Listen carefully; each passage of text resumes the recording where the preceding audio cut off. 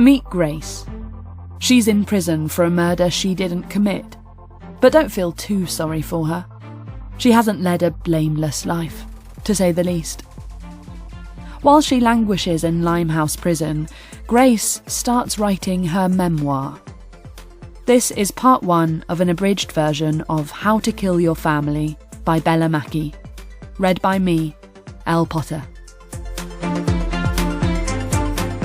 Limehouse Prison is, as you might imagine, horrible.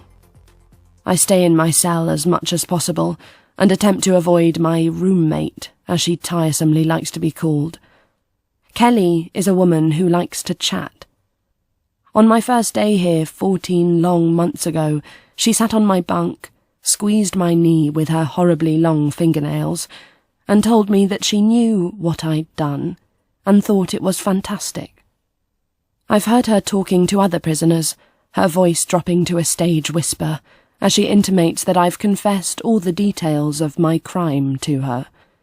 She wants leverage and respect from the other girls, and if anyone can provide her with it, the Morton murderer can. It is immensely tiresome. When my lawyer recently presented me with some tentative light at the end of this tunnel, I felt like I should mark the time I've spent here and write down some of what I've done.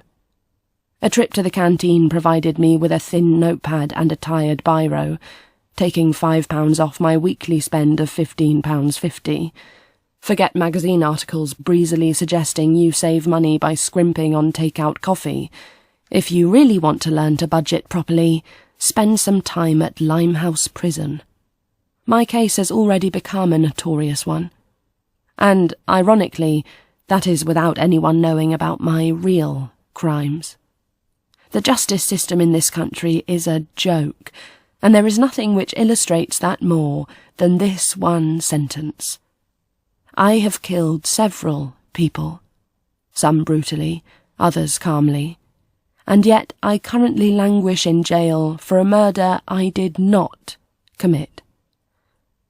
Perhaps when I'm long gone, someone will open an old safe and find this confession. The public would reel. After all, almost nobody else in the world can possibly understand how someone, by the tender age of 28, can have calmly killed 6 members of her family, and then happily carried on with the rest of her life, never to regret a thing. I step off the plane and encounter that glorious blast of hot air that British people always dramatically exclaim at when they land somewhere hot, and remember that much of the rest of the world enjoys a climate which doesn't just veer between grey and cold. I arrive at my rented apartment 2 hours later, a fairly pain-free drive from the airport in my hire car. I found it on Airbnb and arranged to pay the landlady in cash, so as not to have a record under my name. The flat is tiny and stifling, the aesthetic reminiscent of an 80s cosmetic clinic, but with added china dolls. I'm desperate to see the ocean and stretch my legs, but I have a limited time here, and there's work to be done. I've done my research, as much as you can do on 2 old bigots who have an inconsiderately minimal online presence, and I've got a good idea where they'll be tonight. It seems, from the little I could glean from Facebook, that between feeling angry at the amount of Spanish people living in Spain, the Artemis seniors spend most of their time shuffling between a restaurant called Villa Bianca, which is right on the waterfront, and a casino called Dinero, just outside of town. Let me be clear here. I have no idea what I am doing. I'm 24. I've been thinking about how to best avenge my mother for many years now, and this is the biggest step I've taken so far. I am woefully underprepared. I envisaged that by the time I got to Marbella, I'd have a firm plan in place, carefully plotted my route, the timings, and have invested in an incredible disguise. Instead, I am holed up in a flat which smells like your family hamster died under a wardrobe. I have a wig that I bought at a cosmetics shop in Finsbury Park, which looked convincing enough under the store strip lighting, but appears worryingly flammable in the Spanish sun. Despite this free-floating anxiety about my lack of preparation, excitement spreads through me. As I fix my wig and apply my makeup, I feel as though I'm getting ready for a brilliant date, and not at all like I'm on my way to kill my grandparents. I decided long ago that Kathleen and Jeremy Artemis would be the first to leave us. These people are technically my grandparents, though I've never met them, and they have never bought me as much as a Toblerone. But they do know about me. Let me explain. I wasn't fully aware of this for many years, imagining that my father Simon had successfully kept me a secret, but my mother's friend Helene was in London for a visit recently, and, over a bottle of wine, she confessed that she'd paid them a visit shortly before she left for Paris all those years ago. She felt like she was letting my beautiful mother down by leaving me. Poor dead Marie. Helene did the only thing she could think to do to ameliorate the guilt. She looked them up online and found their London address on Company's House. She was clearly reluctant to tell me just how bad the encounter was, not meeting my eyes when she explained they initially slammed the door shut when she told them who she was. She didn't leave, though, and eventually they let her in and coldly disclosed that they knew all about me and my ghastly mother. My ears started to buzz as I let that sink in. They knew about me from the start, Helene explained, when their poor son turned up unexpectedly late one night and, pacing the living room, confessed that he'd got into some trouble. According to Jeremy, who did most of the talking, Simon had asked how he should tell his wife, Janine, and told his father that some financial provision would have to be made for me. So Simon did want to do the right thing in some way, Helene said, almost apologetically. I ignored the comment and told her to carry on. I had no interest in entertaining that man's pathetic attempts to salve his conscience. Jeremy proudly told Helene that he and his wife had spent several hours shutting this idea down, making him see that Marie had done it deliberately for money, warning him that Janine would never recover. Simon made a foolish mistake, as many young men do, he had told Helene, and I'm sorry that this young girl has to grow up without parents, but many people have faced worse. Helene said that she argued back, shouting that Marie had not gone out to trap their son, and trying to explain that she had not known how wealthy he was, or that he was married, for that matter, until much later. But they would hear none of it. So they're old, they're mean, and they take up precious space in the world. And all of this would be reason enough to help them meet their end in a more unpleasant way than might have originally been on the cards. But if I'm totally honest, it's mainly because they knew. They knew about my mother. They knew about me. And they didn't just flap their hands and do nothing. They actively lobbied their son, blaming Marie, Helene, his friends who led him astray. They blamed everyone but Simon. He shirked his responsibilities as a father, and his family helped him do it. I thought they were living their lives unaware that their son had rejected his child and left her mother struggling. But they wanted it that way. And in the end, that's what swung the decision. They die first. The casino is in the middle of nowhere, but surrounded by a strange little cluster of restaurants and bars. I head over to the entrance. I'm not going in.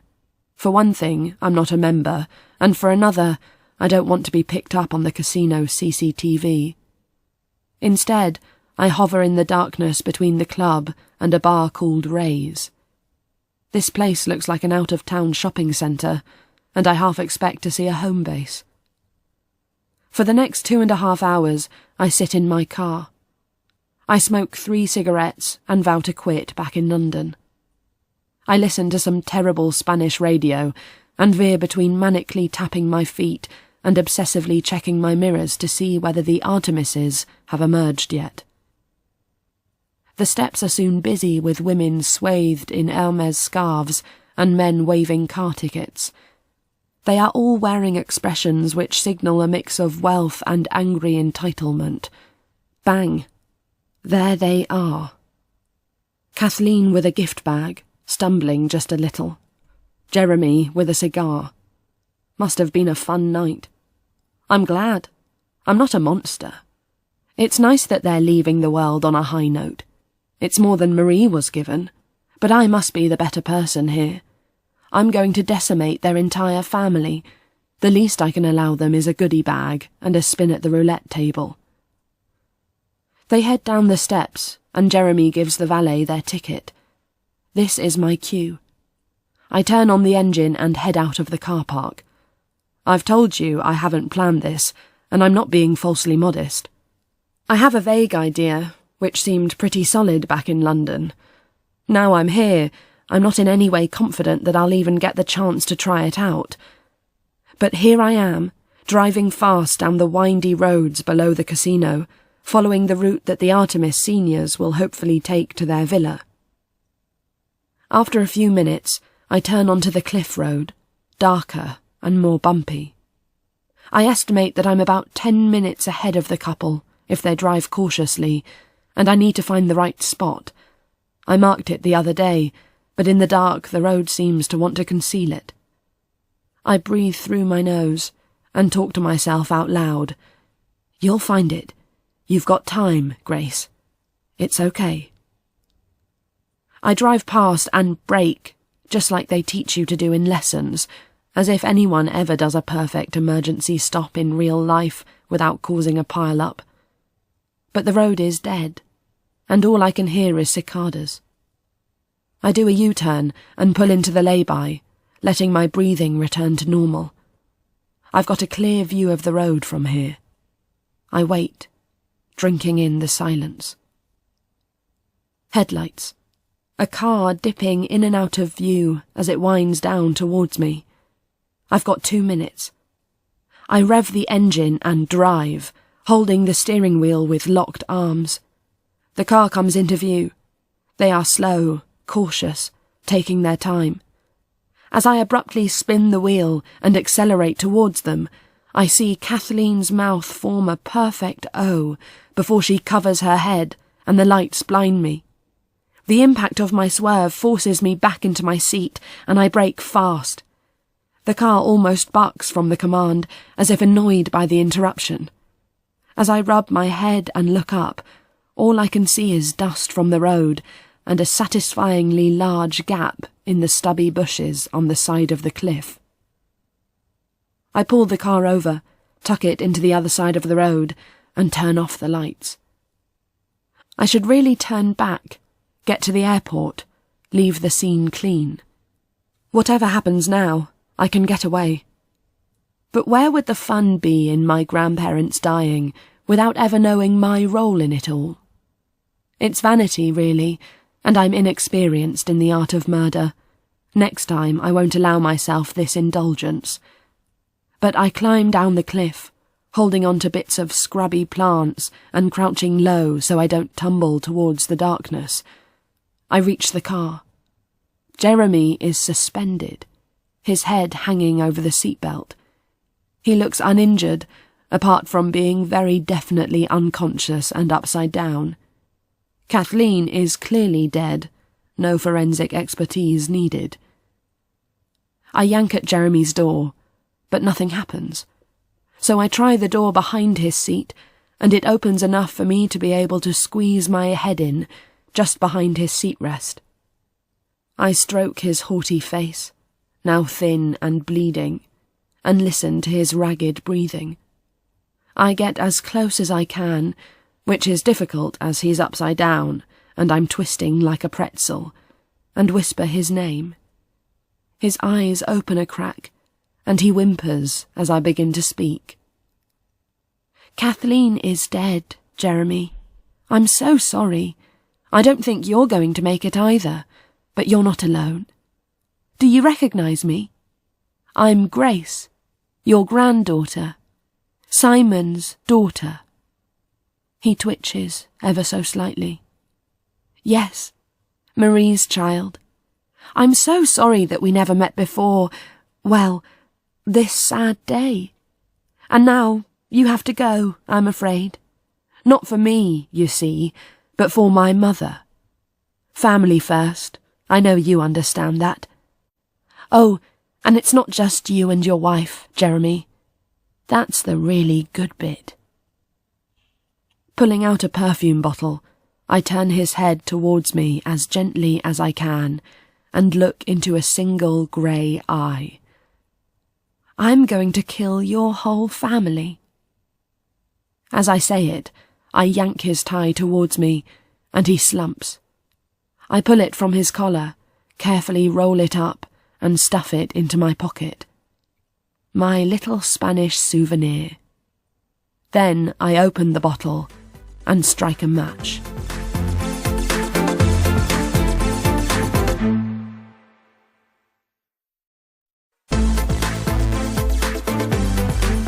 Here's episode 2 of How to Kill Your Family by Bella Mackie. Grace revisits her childhood.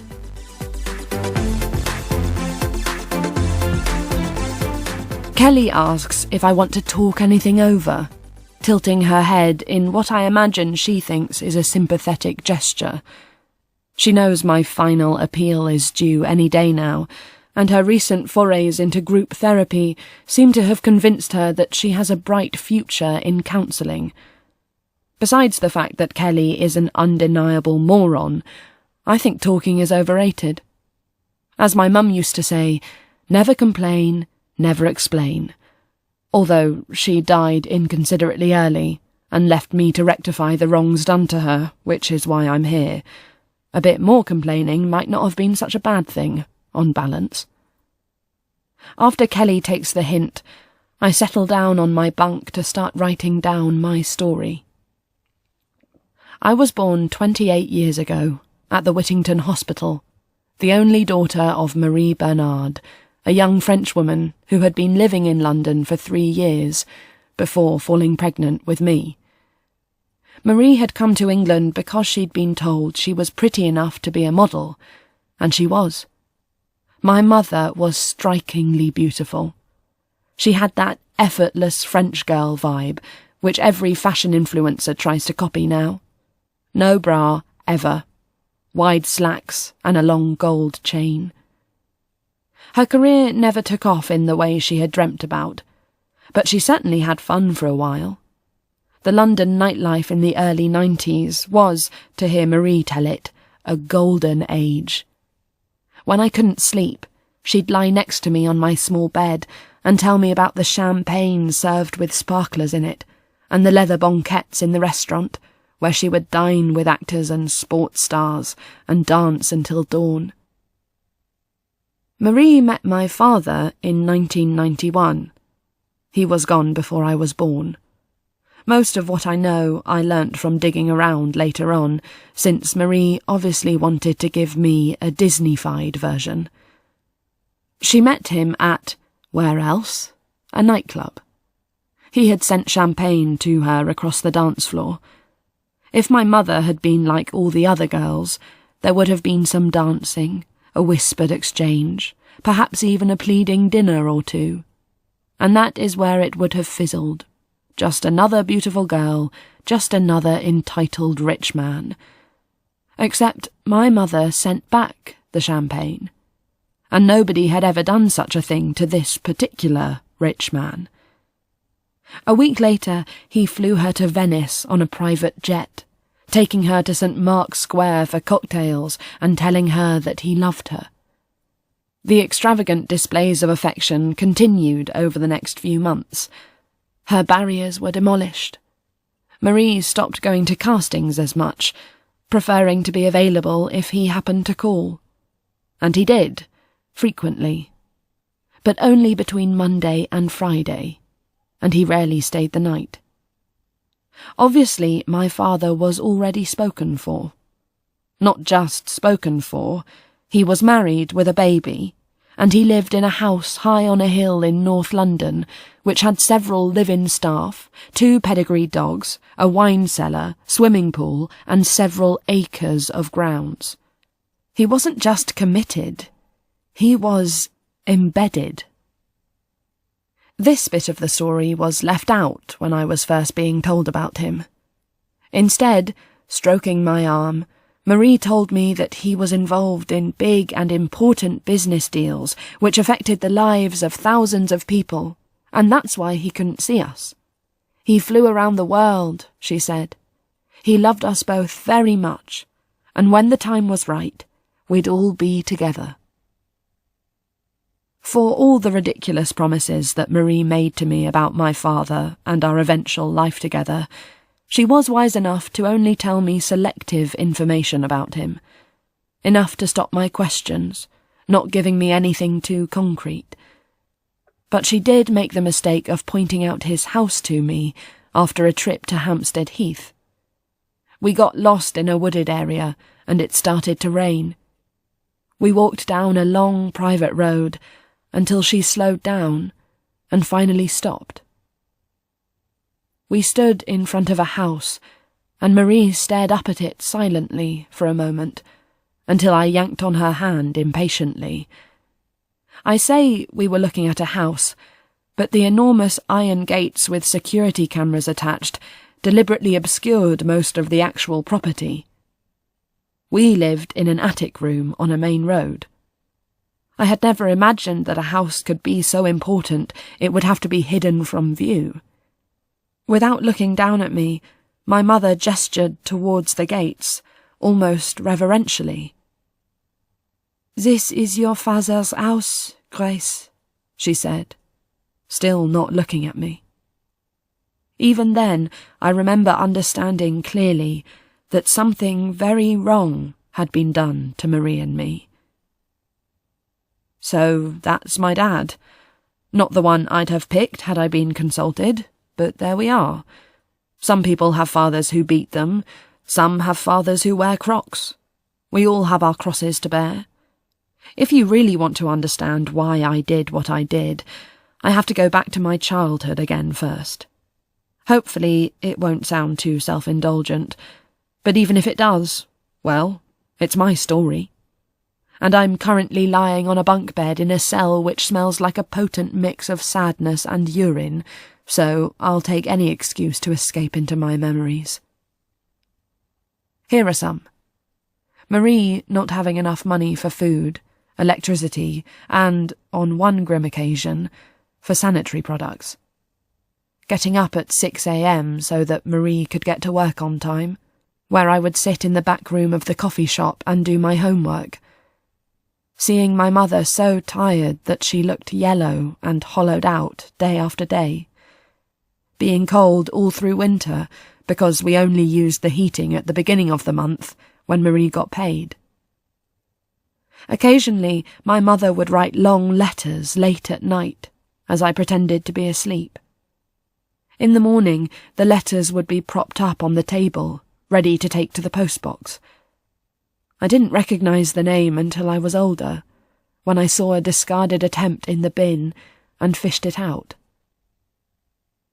"My darling, I know we cannot meet again, and I have always respected your decision. You know how much I loved you, and that I would never do anything to hurt you or jeopardize your family. But Grace is growing up, and I wish so much for you to know her, just a little. I do not ask for money, or expect that we can ever experience the closeness we once revelled in, but she needs our father. Perhaps you could come and meet us one Sunday at the park in Highgate, just for an hour? Please write back to me. I never know if you are reading these letters." From this letter, I learnt 3 very important things. First, that snooping will almost always pay off. Second, that my father was married and wanted nothing to do with me. And third, and most importantly, I found out the name of the philanderer who broke my mother's heart and left us to live in misery. My father is Simon Artemis, and he is one of the richest men in the world. I should say was, back when he was still alive. My childhood, the part Marie was alive for anyway, had some good moments. I was loved, and I knew it. I went to a nice primary school just off Seven Sisters, where I made precisely one friend, a boy named Jimmy, whose family lived in a very large house with an excessive number of rugs and cushions and books. His mother was a therapist, and his father was a GP, and they easily could have sent their son to a prep school. But they had a big Labour poster in their window and carried a huge amount of liberal guilt about their good fortune, and Jimmy's education was one of the ways they squared it. Jimmy is still in my life. In fact, our relationship has matured somewhat in recent times, I guess you could say. We might have gone on like this, Marie and me. Perhaps if we'd had longer, Marie might have got a better job, and who knows, maybe met a nice man to take some of her burdens. I might have made it to university, and later earned enough to look after my mother, buy her a flat, get her a car. But if that had been our fate, then I wouldn't be here writing this, waiting for Kelly to burst into our cell and try to lure me into a conversation about her brassy DIY highlights. Instead, Marie got slower, greyer, and slept more, to the point where I was getting up for school and leaving her in bed. Her back ached, she said one night, chatting to Helene on the sofa as I dozed in bed. Helene urged her to see the doctor, but she dismissed it. I had just turned 13 when it became obvious that her aches weren't just a sign of endless work and constant worry. Helene picked me up from school early one day and took me to the hospital. Marie had collapsed at work, and before I could see her, my mother's only friend sat me down in a visitor's room and told me that my mother had cancer. Marie never came home, and 6 weeks later, my lovely, tired mother was dead. In the brief window between her diagnosis and her death, my mother and Helene had agreed that I should live with her from now on, as if there was anywhere else I could go. Helene never envisaged a teenager in her life, but to her credit, she did as well as she could by me. There was always food, and she gave me money for travel and clothes. I moved to a school nearer her flat, and became pretty independent almost immediately. One day, while foraging around under Helene's bed for her hair straighteners, I found a box. It had something written carefully on the spine in red ink. Grace/Simon. Inside was a bundle of papers in no discernible order. I saw various newspaper clippings, letters, and photographs all jumbled up, and began sifting them into corresponding piles. Once done, I started looking at the photos properly. It's strange to realise that you loathe your father before you ever have a chance to meet him. Of course, I knew that he had treated my mother badly, but there was more to it. Just from a few photos, he made my skin crawl. His tanned, shiny face spoke to a vanity I'd not encountered before. His obvious need to grab all attention available was pathetic. He took up other people's space. Women were pushed out to the margins, only featured as beautiful props for Simon Artemis. His gang of friends looked about as shifty as you can imagine. Certainly the kind who would be wise to keep their heads down in a post-Me Too era. Everything I saw made me feel slightly ill. This man, with his horrible, flashy clothes, and his clear need to advertise his testosterone levels with every pose, this man shared and contributed to my DNA, my character, my existence. I was 13 when I first saw these photos. I didn't know much about the relationships between men and women, the concept of patriarchy, the idea of emotional manipulation, or even just the facts about basic sexual attraction. I just saw this disgusting man openly displaying all his worst qualities for the camera as my beloved mother stared at him. And I hated her in that moment, too. Next up were the newspaper clippings, musty and fading. The headlines were a mixture of business and personal news. Simon Artemis buys teen fashion chain Sassy Girl. Artemis criticised for sweatshop conditions. Simon and Janine show off their perfect new daughter. The last one was from a glossy magazine and had photos of Simon and his wife, flanked by an enormous Christmas tree. In his arms, he held their daughter, who I noted was called Bryony. She looked to be about 3. I checked the date on the article. I was 13 months younger than her. My sister was a baby when Simon was in those clubs, wooing my mother, promising her who knows what. The photos showed the same house my mother had walked me past that wet day in Hampstead. The last thing in the box was a letter from Simon himself.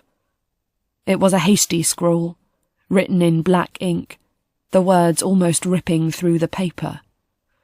Marie, I am sorry to hear that you are ill, but what you suggest is impossible.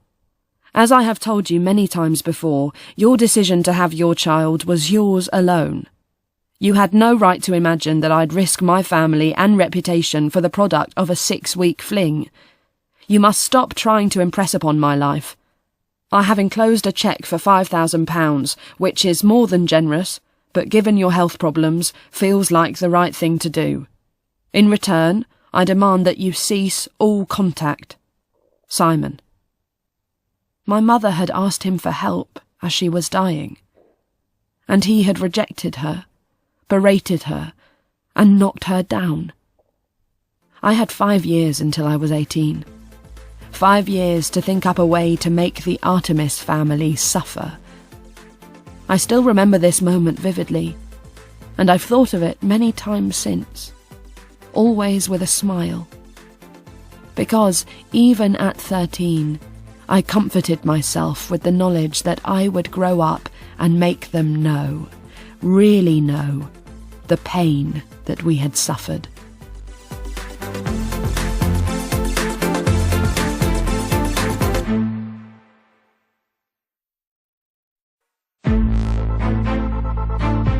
How to Kill Your Family by Bella Mackie. In this 3rd episode, Grace carries out her 3rd murder.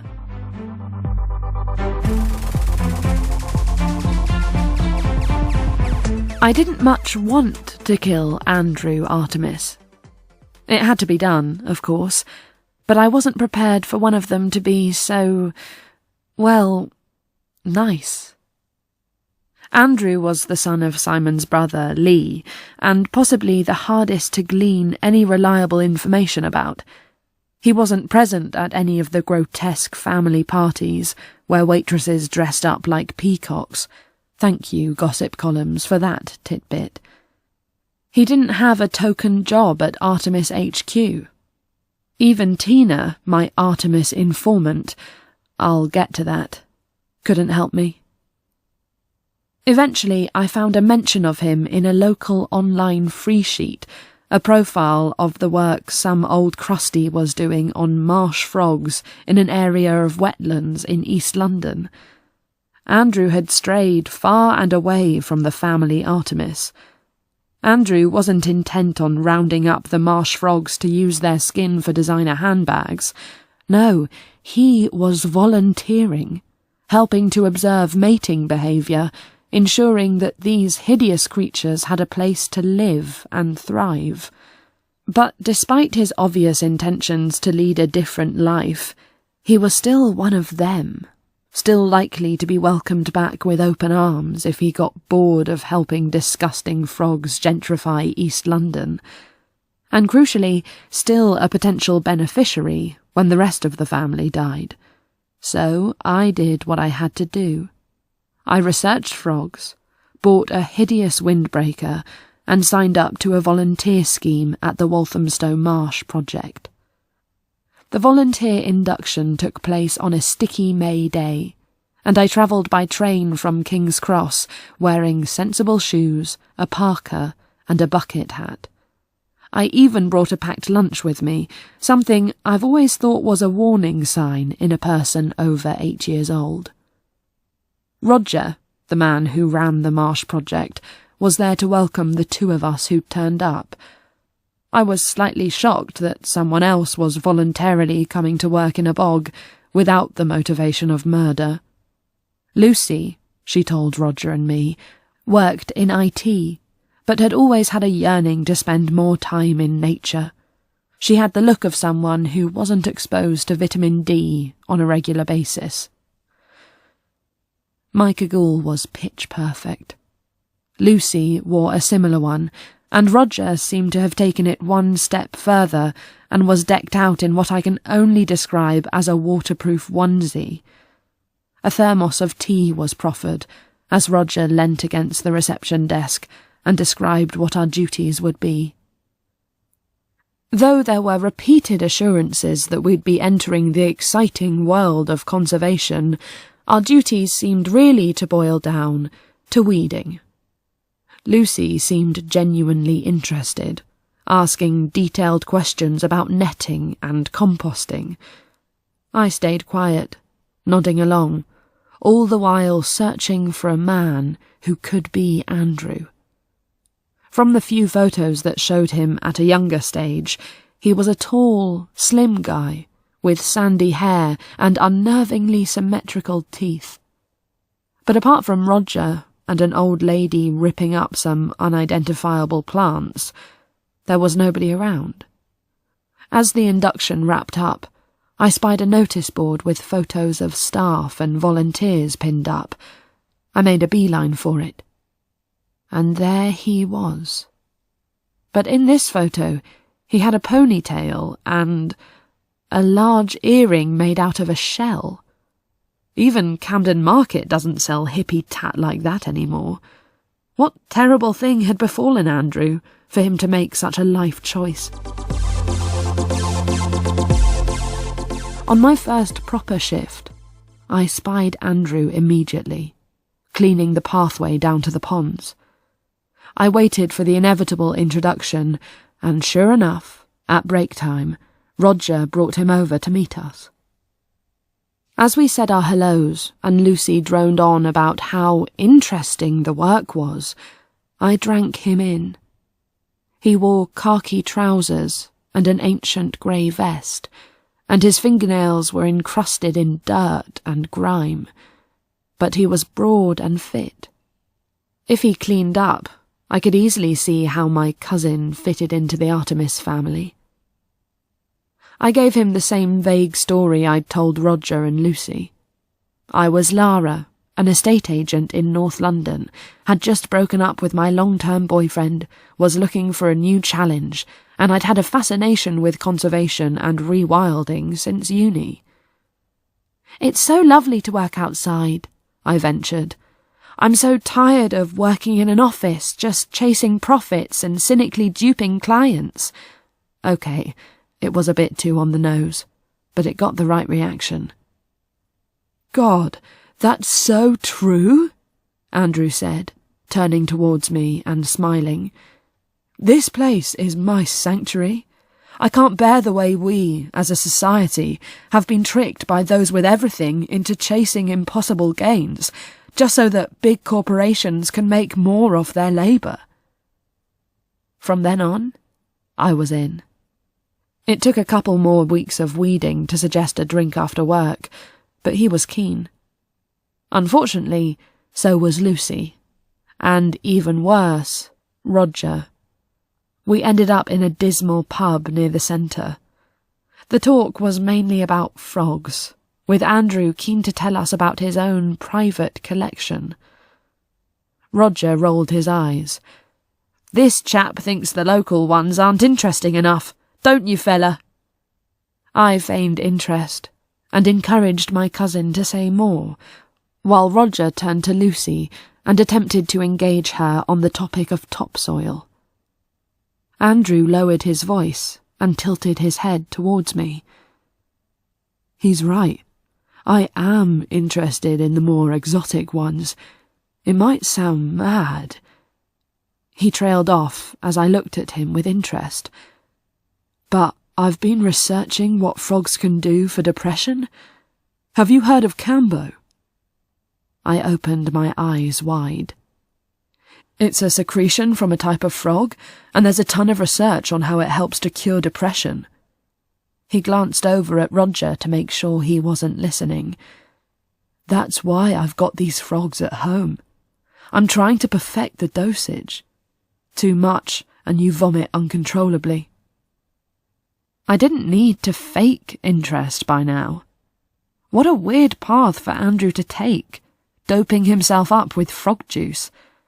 Surely there must be a nice Harley Street therapist available to deal with his issues in a less bonkers way. I bombarded him with questions. 4 weeks in, and we were firm friends. We started going to the dreary pub after work on Saturday, where we'd get pretty drunk, and I'd make jokes about Roger until he'd tell me off. By now, I knew how I'd kill Andrew. After the pub one Saturday, I mooted going back to the centre and bringing a bottle of wine with us. It was a balmy night, and the stars were out. He was game, if a little nervous. We went down to the main pond and sat on a small section of decking Roger had installed so that he could observe the frogs more easily. I cracked open the wine. As we passed it between us, I broached the subject that had been turning over in my head. Can I try the frog drug, Andrew? You've talked about it so much, and it sounds like an adventure I'd kick myself to miss. I heard him breathe in and then out in quick succession. I don't think so, Lara. I'm still trying to perfect the dosage. Last week I took too much and passed out cold for 15 minutes. I nodded and made reassuring noises. I totally understand. I don't want to put pressure on you. I just thought maybe it might help with my panic attacks in some small way. I trailed off, hoping to capitalise on his English built-in awkwardness. He sighed again. We finished the bottle, and I said I'd better call a cab. Andrew helped me up. I was drunker than I'd thought, and we stumbled back to the front gate. I offered to drop him home, but he said he wanted the air, and I pulled myself into a Toyota Prius. A few minutes before we pulled up outside my flat, I heard my phone beep in my pocket. Clumsily, I unlocked the screen and peered down. Okay, let's do it. Next Saturday, after work. You bring the wine. I think rosé would go nicely, but it's top secret. Gotcha. Prep for Saturday is less about what dress to wear, and more about making sure the wine I buy is in a screw-top bottle, and that I have some discreet gloves. Saturday comes, and I have to carry my own wine separately. The stuff I've chosen for Andrew is now heavily fortified with vodka. Now you see why I need the screw-top bottle. 1/3 of the bottle went into my flask, and I topped up the rest with the finest spirit I could find. Not that he'll have a hangover tomorrow, but it just feels more respectful not to give him the complete paint stripper variety. Once we're in, Andrew dumps his bag on the main desk, and I go to the kitchen to find some cups. Can't let him see we will be drinking different things after all. By the time I find them, he's gone outside and started setting up. I'm going to give you the liquid from a dropper, okay? Didn't think you'd actually want to lick a frog. He laughs, but I can see he's still anxious. Don't worry about that now. Let's have another drink, I say with a smile, handing him a mug with Frogtastic embossed on the side. He takes it gratefully and swigs. I tense up, wondering if he'll notice the unusual strength, but he just takes another gulp and sits it down on the deck beside him. As he decants the frog paste, we talk about his field work. He swigs more wine. Everyone should drink wine from a mug. Really makes you overdo it. Andrew opens up to me as he relaxes. As I top up his vodka-infused wine, he explains how his father was consumed by jealousy of his older brother, how his mother was emotionally neglected, and his sister had died at 9 months old, making him always feel as though he had to live for both of them. I play the silent yet supportive friend, while inwardly thanking the universe that I only have to deal with the one cousin. By now, I've switched to drinking water, but Andrew is so drunk he'd never notice. Time for the frog slime, before he is too drunk to function, and I have to wait another week. I remind Andrew of the plan. The pre-prepared droppers are brought out, and he explains that he will have to make a small burn on my skin to allow the serum to enter the body more easily. "Where do you want to be marked?" he asks. "Most people choose somewhere easily covered." I settle on the foot, since I don't want to have to remember to cover up or explain away a mark on my body. He chooses to use a spot on his arm, underneath a tattoo of what looks suspiciously like a dream catcher. Matches are produced, and he lights too, holding them against the sole of my left foot.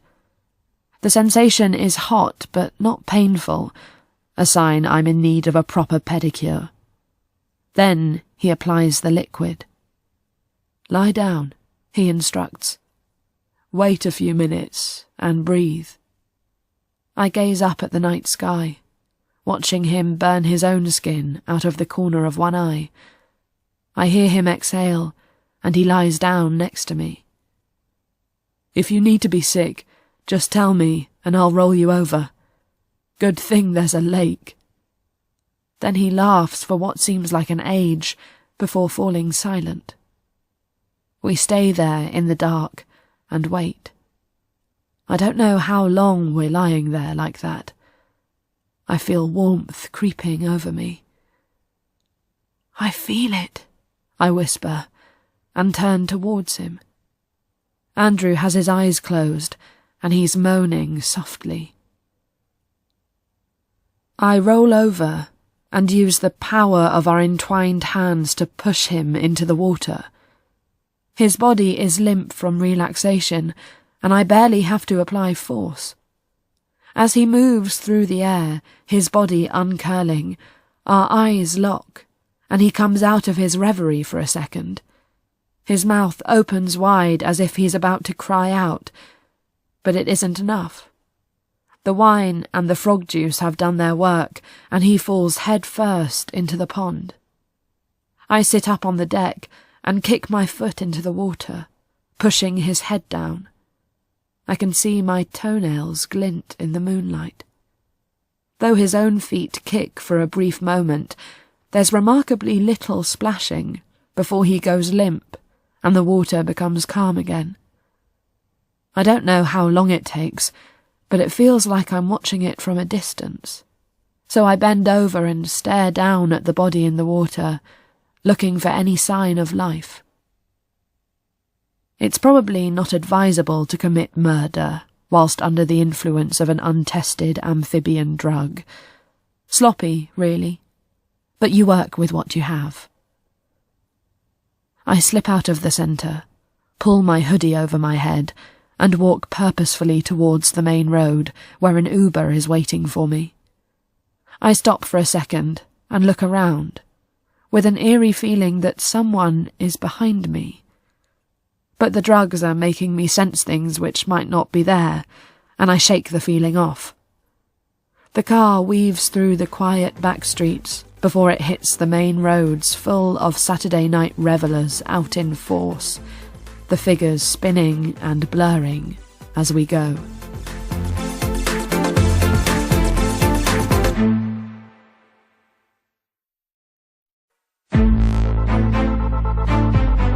Here's episode 4 of How to Kill Your Family by Bella Mackie. Grace reveals how she got closer to the Artemis family. Today, we all filed down to the classroom wing, where we suffered an hour-long class on spoon making. Truly, even one murder wouldn't warrant such a punishment. Kelly is extremely jealous that I was part of the group forced into such nonsense, and gushes over the wooden spoon I produced. She would have loved today's class, she said, when I bump into her afterwards, and what a fab Christmas present that spoon would make for your mum. I look at her blankly, wondering how long it'll take her to remember that my mother is dead, but there is no such realization. So instead, I toss her the spoon and tell her to pretend she made it and to give it to her own mum. She's delighted, and I wonder, not for the first time, what kind of woman Kelly's mother is. To be thrilled with a wonky spoon made in a jail by your grown-up convict daughter, you must have some uniquely low expectations. Her mother can add it to the cross-stitched bird she got at Easter. The only difference with the spoon is that it has some special marks on it. They look a bit like hieroglyphics, but they're actually the initials of every person I murdered, though nobody would look that closely. I was finished whittling long before the other idiots in the class, and I didn't want to waste my time with the blade. I wonder if Kelly's mum will appreciate them. Back in my cell, I take out the paper and pen from inside a pair of rolled-up socks. There is no privacy here, especially with a cellmate like mine. Everyone tries to get hold of everyone else's possessions, tries to gain their secrets as leverage. Kelly doesn't even bother to hide her diary.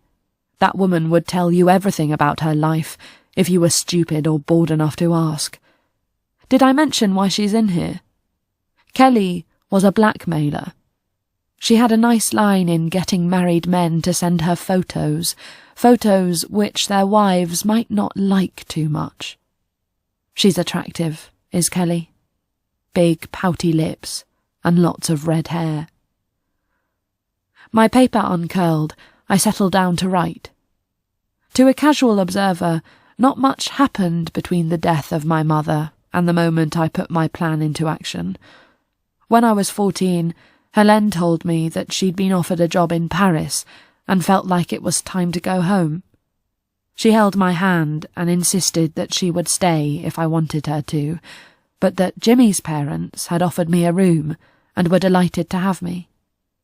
She looked genuinely distressed, so I squeezed out a tear and looked at the floor while I told her that she must take the job. Jimmy's parents, for all their discomfort with their own privilege, lived in a world where doors could open if you knew the right people. I felt confident that they could help me in some way. A month later, and my bags were packed. Jimmy and his mother Sophie welcomed me at the door. "We've made you a welcome dinner, Grace. Vegetable lasagna, and Annabelle has made dessert."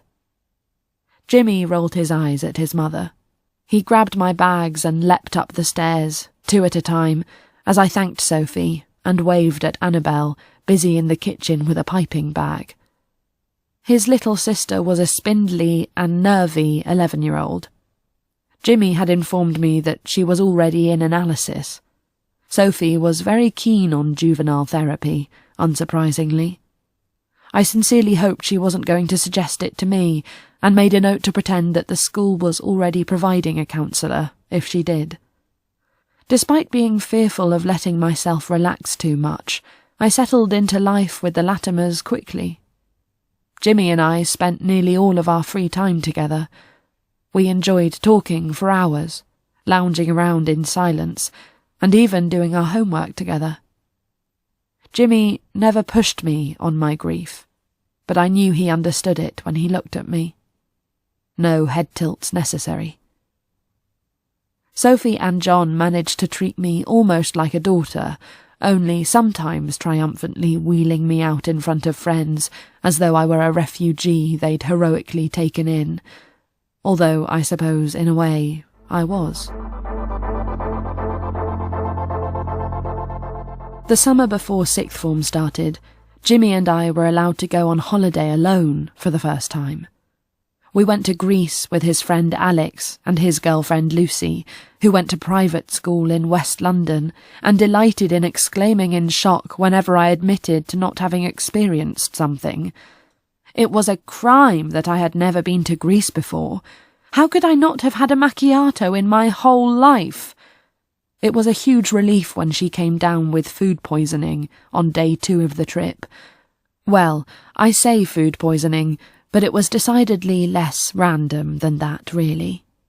A few doses of ipecac syrup given with breakfast, which I insisted on making, did the trick. There's only so much time you can spend with someone who goes shooting on weekends and calls her mother Mummy with a straight face. Back in London, Jimmy spent a lot of time going over university prospectuses with his parents and discussing the merits of different Oxbridge colleges over dinner, as Annabel and I made a great performance of rolling our eyes and sighing loudly. I wasn't going to uni. I wasn't wasting 3 more years on rigid learning, getting into debt, and wasting time with other students, who I assumed would spend their free time talking earnestly about safe spaces and organising ineffective marches on rainy days. I had things to do. I got work in the Sassy Girl shop in Camden. An obvious plotline for our heroine, I hear you say, but I was 18, had to start somewhere, and I naively imagined that working for one of Simon's businesses would give me an advantage. I started in the stockroom, unboxing deliveries and affixing price tags, and graduated to the tills. I surprised myself by enjoying my time on the shop floor. I didn't have a minute to stop and think. I just worked really hard and did whatever was asked of me. Jimmy was off to uni, so I moved out. I found a 1-bedroom flat in Hornsey, barely a 15-minute walk away from the attic room I'd shared with Marie, and I endured one final meal with the Latimers. Jimmy came back from uni for it. Sophie was insistent, and after a desultory massacre, he came back to my new flat with me and produced a bottle of wine. We slept together that night, which was a strange but inevitable event. I have spent years now wavering between loving Jimmy like a brother and wanting him like a partner. Sometimes he's just a comfort blanket I take for granted, but he's also the only person I know who could break my heart. I walked up to the Artemis house most weeks, for no other reason than to remind myself of my ultimate aim. That aim felt like it was getting closer when I was asked by head office to apply for a job on the marketing team. I'd been working at Sassy Girl for nearly a year, and I had no real business working in head office, but I had pestered my manager near constantly to let me know if anything came up away from the shop, and she must have taken pity on me. She recommended me for my hard work and commended me on my window displays. Who knew that pairing a pleather parka with a Dayglow bum bag would count as experience? It was a bottom-of-the-ladder job, but it was a rung on the ladder. And it would mean working in the same building as Simon. 5 floors and a world of marble away, but still, a connection. I lasted precisely 13 months. The work was simultaneously stultifying and embarrassing. I had no interest in getting the creative juices whizzing at round-table meetings where we discussed shopfront displays, and hearing about merch to make the client wet themselves made me feel like I was living in a bad simulation. I got 3 good things out of the experience. The first one was that I earned great money for a 20-year-old, and I saved it obsessively. The second was that I got to visit Simon's house, when he threw his annual party for head office staff. I would have given all I had to get a glimpse into that mansion on the hill, and here he was, welcoming me in, a proverbial viper, slithering into the bosom of the family. The party was a fairly tepid 2-hour garden event, with canapes and warm sparkling wine passed round by bored-looking students. There was a candy floss machine set up next to a mini-maze. A few people had made the mistake of accepting the floral hair crowns being woven by an earthy-looking woman who was completely out of place in this palace to greed. Turns out a slightly sweaty man in a grey suit, jauntily wearing a flower crown, is exactly what a loss of dignity looks like. Even with the dismal activities on offer, you could see that the event was a tick-box exercise. Keep staff morale up by pretending to value them enough to allow them into your home. We weren't valued enough to be allowed access to indoor toilets, though, and a stern-looking housekeeper stood on the staircase, should anyone think of going upstairs for a nosy. But for me, it was completely riveting. Simon stayed in one corner with the male members of the senior management, cigar smoke forming an orb around their heads. He did not interact with his wife once, as far as I could tell. Occasionally, a young female member of staff would be beckoned over, and a roar of laughter could be heard across the lawn. One could only hazard a guess as to how many HR offences were being committed in the spirit of banter by a bunch of men in tan loafers and open-necked shirts. I wandered around, drink in one hand, as though I was vaguely looking for someone, and headed through the French doors of the sitting room. Janine wafted around the doors seconds later, her hair blow-dried into a helmet, her gold jewellery clinking like body armour. I assume she was on high alert, the idea of anyone pilfering her lot-bought, high-end knickknacks too much for her nerves to bear.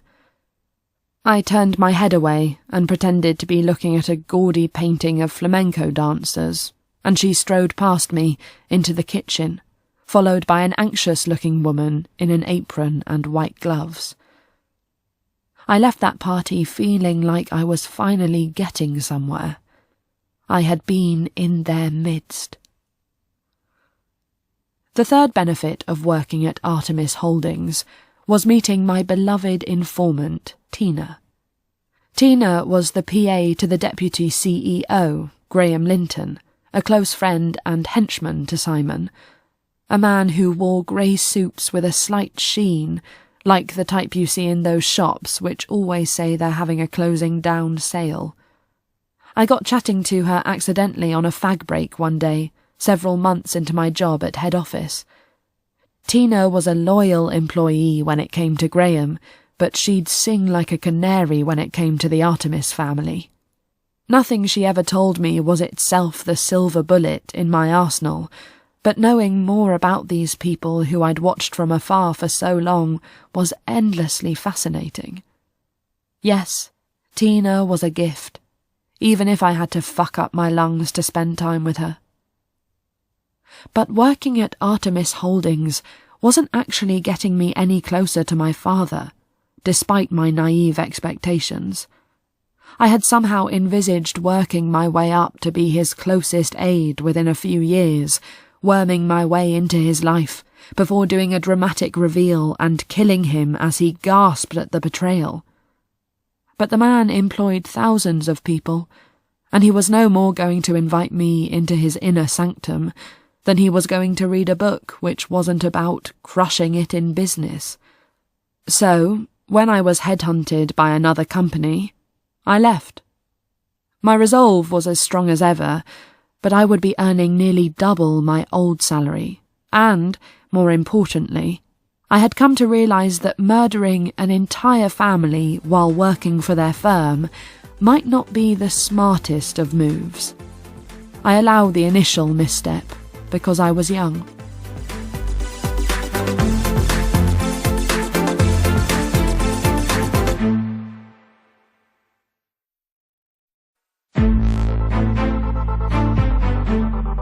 This is episode 5 of How to Kill Your Family by Bella Mackie. Grace enters the underground world of London sex clubs to eliminate another member of her estranged family. It had been 9 months since I'd watched Andrew Artemis float away to be with his beloved frogs, and I'd been keeping my head down. The initial murders had to be well spaced out so as not to cause suspicion. Tragic accidents was what I wanted people to say, so I'd let the dust settle after Andrew. I had read that his mother, Lara, had been utterly devastated by her only son's death, making no public comment, but pulling back from her work as Artemis Holdings vice president and establishing a charity for wildlife preservation in Andrew's name. I wondered whether the incident had caused her to break from the family as well as the brand. The society pages still constantly featured Lee, but Lara, his wife, seemed to have retreated from London entirely. Lee was Simon's younger brother by 3 years. If old copies of Hello were anything to go by, while Simon might have been the ultimate playboy back in his 90s heyday, Lee was his enthusiastic shadow. Lee clung on to the excesses of his 20s, pictured out at nightclubs in social diaries, cruising the King's Road in his latest supercar, occasionally being named as a partner in new bars. More often than not, he was driven around town in a lurid green Bentley. This meant it was easy to figure out where he was. The car would double park on even the narrowest of London streets, starting off at the most upmarket bars that Mayfair could offer, then heading for the private members' clubs, and by 3 a.m, when most of the revellers were starting to disperse, weaving down towards Chinatown, towards the slightly seedier venues, which weren't keen on fully advertising what they did exactly. I knew this because I'd followed the Bentley on several nights around town. I spoke to Uncle Lee on my 3rd scouting mission. Lee and his posse had gone to a venue I'd not seen before. The place was dingy, with dark red wallpaper and faded carpet. Everything about it screamed brothel to me, except for the loud house music I could hear coming from above. I waited a couple of minutes on the stairwell and then made my way up. The door that met me was a big black fire door, and I pushed it open tentatively. Behind it was a small room with black lace blinds over the window. 2 attractive women sat on raised stools behind a table upon which were champagne glasses and a bowl of condoms. The women were smiling at me. "Hi there," said the one with eyeliner winged up to her brows. "Welcome to the pleasure parade. Do you have your invitation?" This was clearly a sex party. I'd never been to one, but I've read enough articles in women's magazines to recognise what was happening here. I like sex. I'm not squeamish or repressed about it, but sex parties always seemed to me like a way for boring people to show others that there's a more interesting side to them. Perhaps there would be if you suddenly kicked off an orgy in a supermarket, but a fancy invite-only gathering in the West End where girls wear Alice bands doesn't scream alternative to me. It's like a luxury gym where the smoothies cost £9 and everyone is showing off their bodies in high-end leggings. It's all performative. Entering the party that night did nothing to disabuse me of that preconception. It was rich and banal, and the fact that bodily fluids were being exchanged in nearby rooms didn't make it any less so. I made my way over to the bar, trying to spot Lee in the gloom. The room felt muted and slightly awkward, as though everyone was waiting for someone else to take the lead and kick things off. A sharp prod knocked my arm and took my drink with it. I looked around and saw that one of Lee's mates had made room for himself at the bar. I fixed my eyes on the sweaty man's profile as he tried to get the barman's eye. If someone stares at you long enough, you eventually have to return the gaze. He finally looked at me.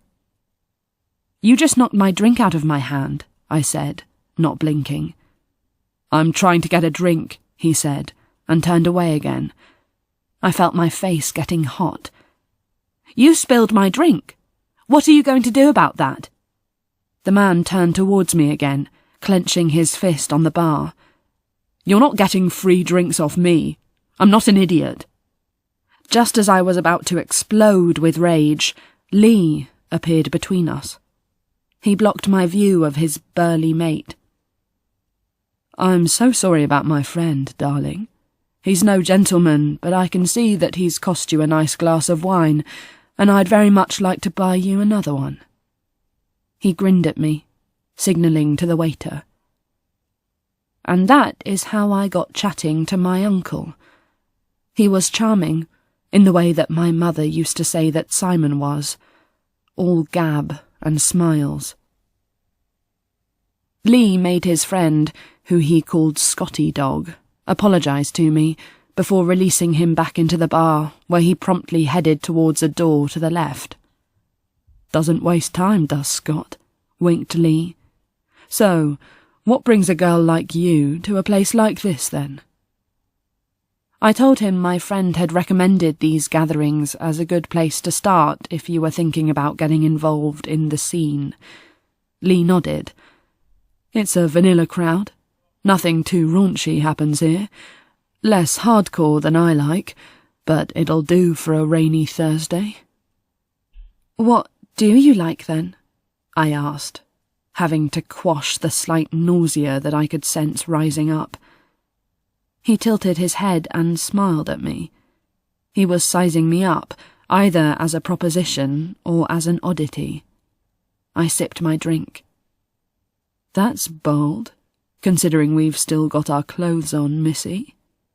Lee smirked and checked his watch, a big silver Rolex dotted with diamonds.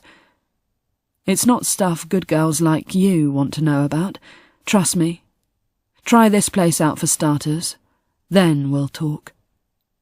The fresh-faced ingenue approach wasn't working. I was boring him already. "What, you like being humiliated? Is that your thing?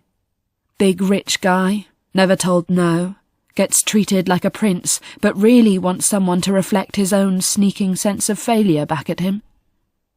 That made him laugh. I'd won him back. My dignity took huge knocks while I tried to rid the world of this awful family. He looked around, as though he were preparing to divulge state secrets. "Okay, Miss Seen It All. I like a bit of choking. Belts, scarves, whatever works. Losing your breath as you edge towards glory." I looked down at his hand pointedly. "Does your wife indulge?" I said, smiling at his wedding ring. To his dubious credit, Lee didn't even try to look ashamed. "My wife she's classy. She ignores some of my pastimes, and I let her get on with redesigning our kitchen for the 18th time." At that moment, Lee's other mate barreled towards us, spilling his drink and bumping into a group of people standing nearby. "Oh, Christ, that's Benj done for the night," said Lee. "Nice to meet you, love. Don't do anything I wouldn't do." I swallowed down the need to visibly wince and waved goodbye as he took command of his friend and steered him out of the bar. I spent my cab ride home with all sorts of interesting ideas forming. What a generous man my uncle was. In just 20 minutes, he'd given me a free drink and a lead on how to kill him. After my first brief foray into the world of sex clubs, I went online and did my research.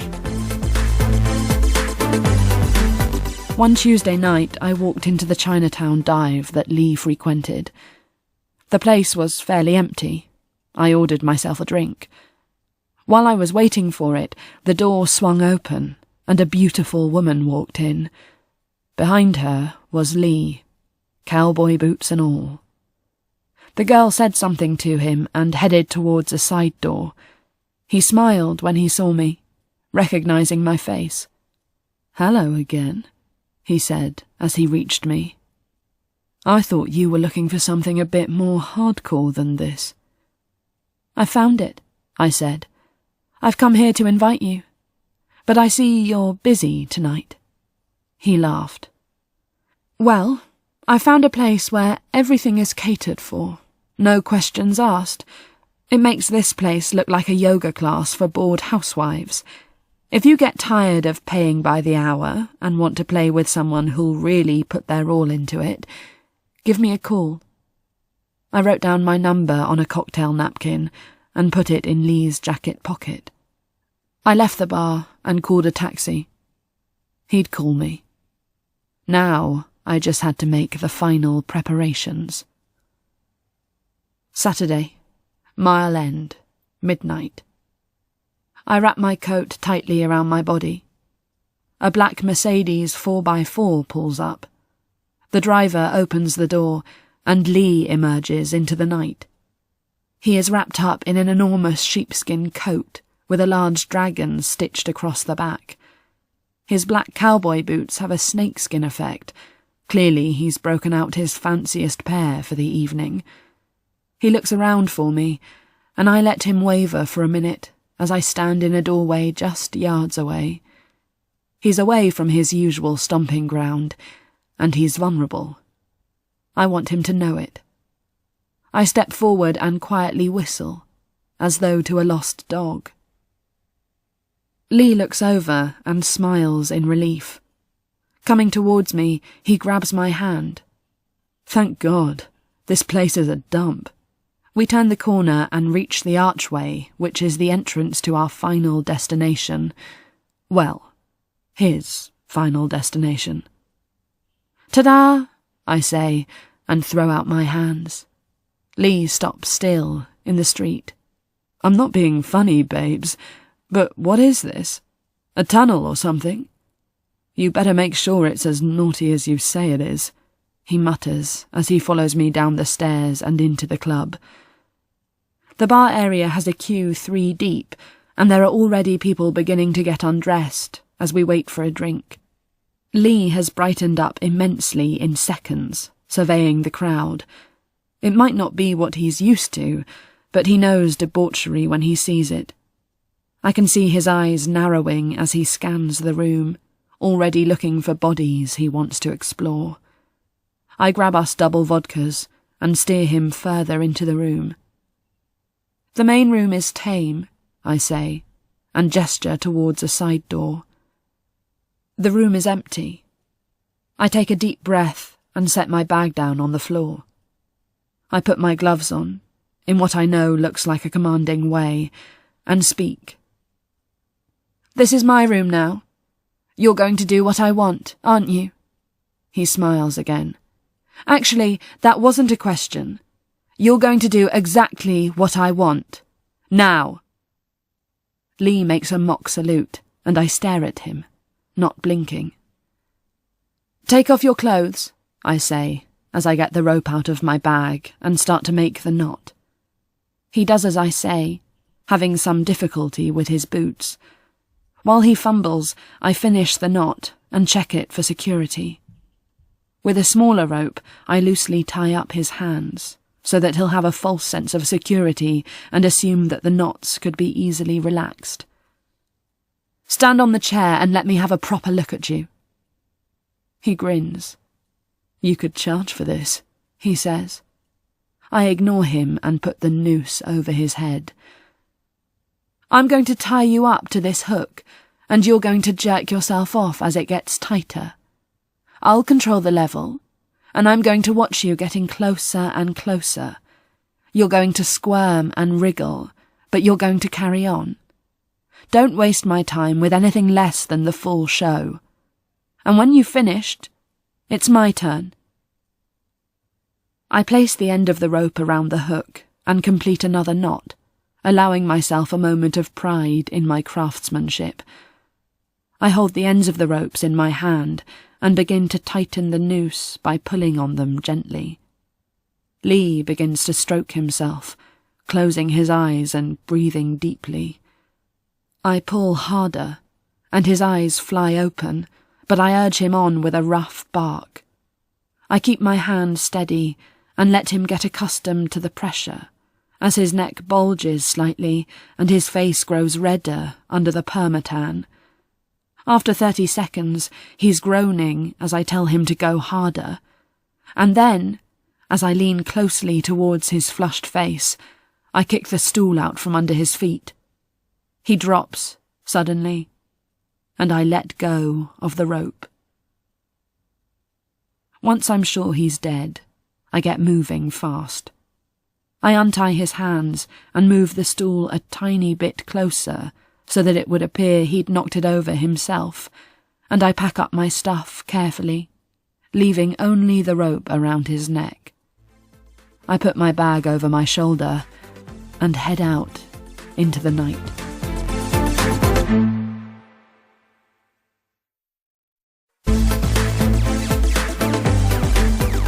How to Kill Your Family by Bella Mackie, Episode 6, read by me, Ell Potter.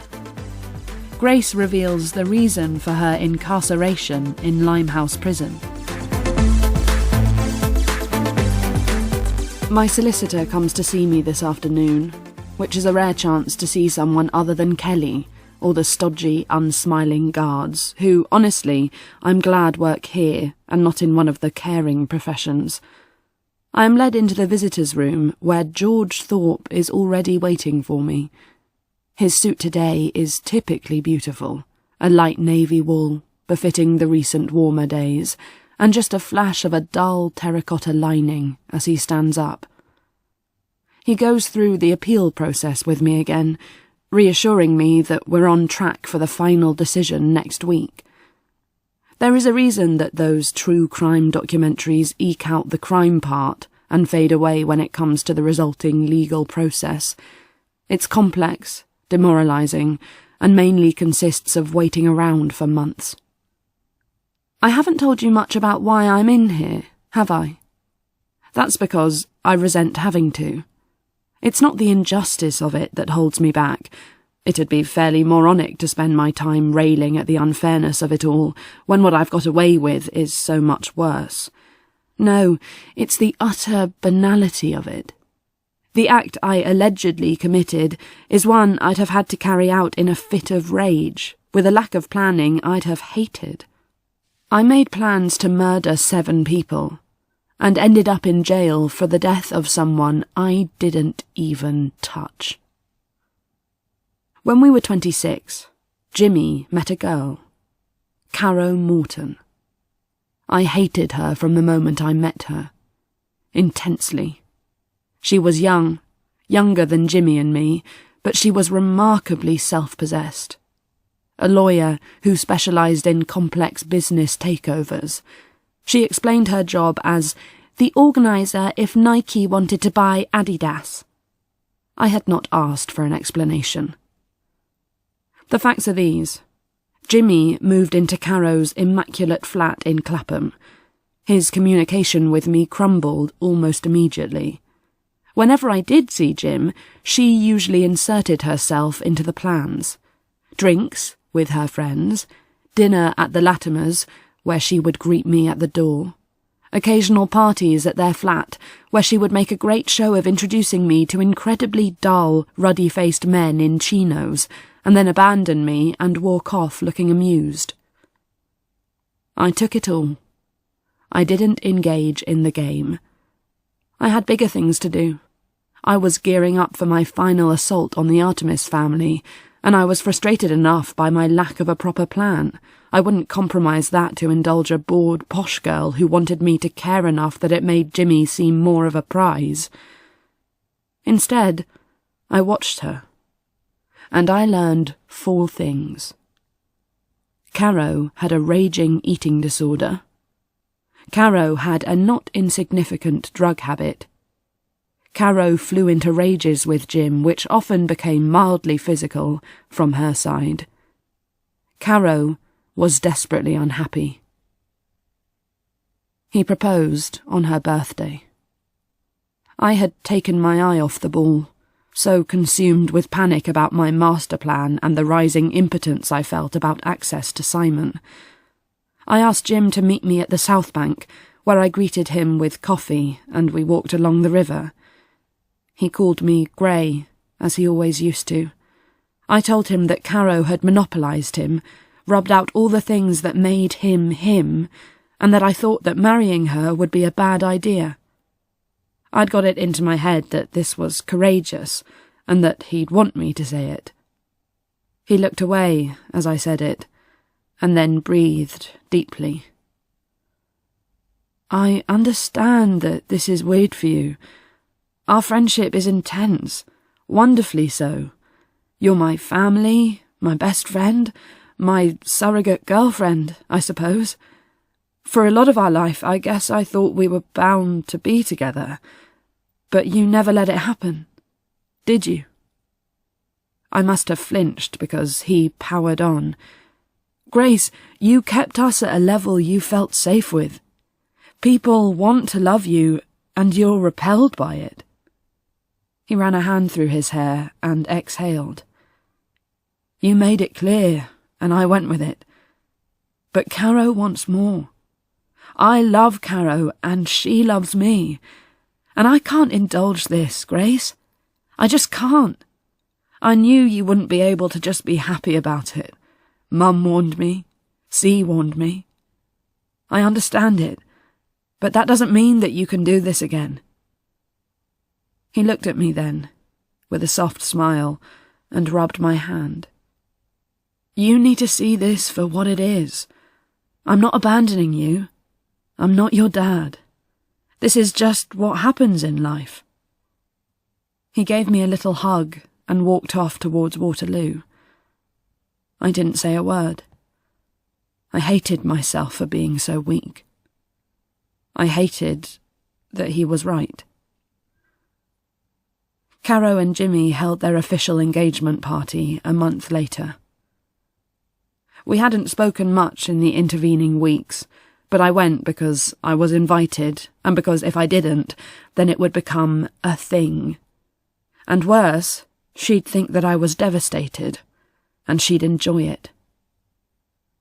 The party was loosening up when I walked in the door. The flat was full of Caro's friends. Girls who were nervous level thin, dressed in muted silk dresses. The men were all in identikit chinos and blue shirts.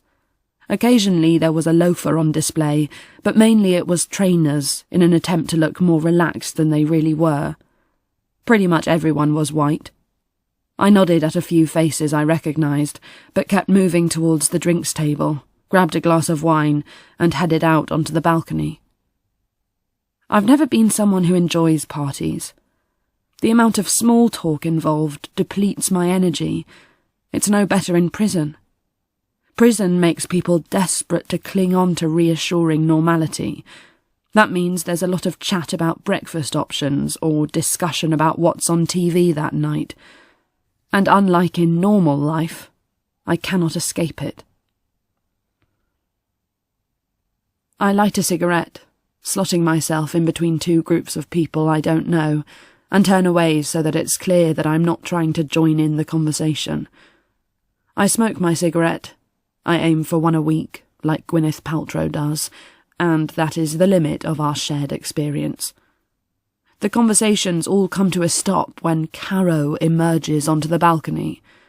Her tiny body is sheathed in an emerald green slip dress, her hair is loose, and she's barefoot. She spots me and draws me towards her with a slim wrist. "Hello, darling. So good of you to come. I see you've got a drink. Jimmy is inside panicking about glasses, but I'm sure he'll be thrilled to see you. Go and find him. I know he'll be so relieved that everything is okay." She looks at me with a tiny raise of an eyebrow, just the hint of a smile. He told her. Of course. I go inside, not wishing to talk to Jim, but desperate to get away from some guy called Philip, who's now loudly suggesting that someone bust out the Charlie. The flat fills up. By 1 a.m, I can tell most of the people still here are high. Caro is swaying in the middle of the room, rubbing her own arm. Jim walks over to her and takes her hand. She pulls away abruptly, says something and turns away. He tries again and she shoves him. Not hard, but sloppily, visibly. "Let's all wake up a bit. You guys are getting sleepy," she says, and heads to the kitchen. I look across at Jimmy and make a face, trying to convey that I'm here, and also less obviously that his fiancée is a nightmare, but he looks at me with something veering on contempt and sits down. Caro emerges from the kitchen with a silver tray teeming with shot glasses, and people assemble around her. "To my betrothed," she says, before downing her glass and slinging an arm around a brunette next to her. She doesn't offer Jimmy one. I can feel the rage build up again, at her for being a bitch, at Jimmy for letting her behave like this. Someone has brought a cake, covered in chocolate ganache. I grab a knife and start carving it up into rough slices.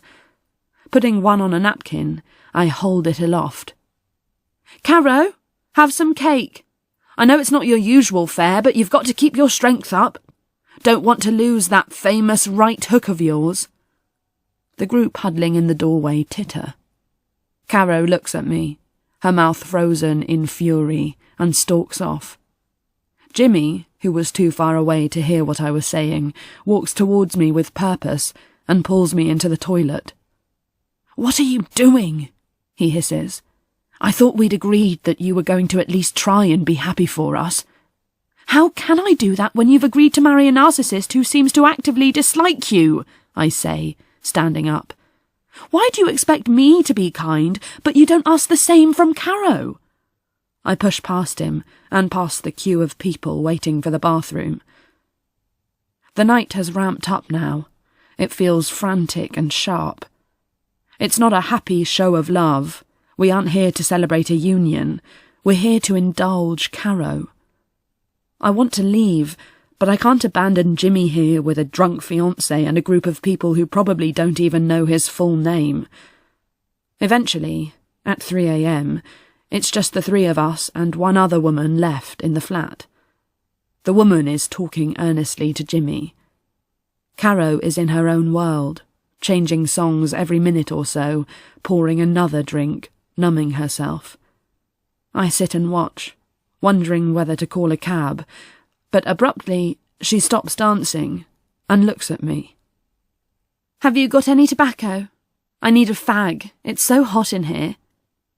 Jimmy gets up and starts to suggest we all call it a night, but she cuts him off, and I pull out my cigarettes and tell her I'll come with her. Jimmy finally looks at me. "It's fine. Stay here. I'll sort this," I say as I usher her down the corridor and onto the balcony. Caro stumbles outside and leans against the balustrade. I produce cigarettes and light her one. "You are behaving like a lunatic," I say, as I drag on my fag. She doesn't look at me. "You have made this night a nightmare. I can only assume you're desperately unhappy. Why are you marrying Jim? Break it off and find someone who has a nice family estate and will let you starve yourself to your heart's content as long as you look nice on his arm. You'll be happier." She pulls herself up onto the lip of the balcony so that she's sitting astride it and throws her head back. She's laughing. It's the most natural she's been all night. "You are so stupid," she drawls. "I don't want to marry some bonehead with a trust fund. Of course it's what I should do, but I'd die of boredom. Christ, I shouldn't even have to indulge your jealousy and delusions. Everyone's a wreck, Grace. You should understand that. But we're adults. We'll work out a good understanding. I'll earn the money, and he'll be an upstanding chap, and our life will be nice. Simple. Normal. I want normal." She draws on her cigarette. "It'll all be just grand. But for that to happen, It's becoming increasingly obvious that you probably need to not be a thing. She emphasises those last two words, looking at me, not laughing now. Jimmy loves you.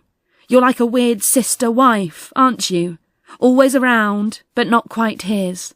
Part of the family, but you're not. Not really. Why didn't you take the hint when you hit 18 and slink off? She's almost shouting, flailing her cigarette in the air. My hands are curled into tight little balls. I move towards her, and she leans back, her eyes widening just a little. What might I have done differently in that moment?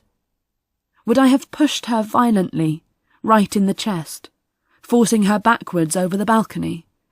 Or would I have loomed over her and said something equally as devastating in the hope that I would somehow gain a valuable point or two off her? It's something I've mulled over many times, an interesting little choose-your-own-adventure, where the path you take leads to dramatically different end scenarios. In reality, I did nothing. Caro fell off that balcony all by herself, her thin little body unable to cushion her fall. She was dead within seconds. I told you I won. That is, of course, until I didn't. She fell, and I was arrested, charged, and tried with murder. She fell like the drunken, emaciated mess she was, and I ended up here in a tracksuit paying a man in tortoiseshell glasses hundreds of pounds an hour to try and find proof of my innocence. How can you prove something didn't happen when the only witness is you? Caro will never be able to tell the truth about that night, and I suspect she wouldn't, even if she could. She'd find this amusing.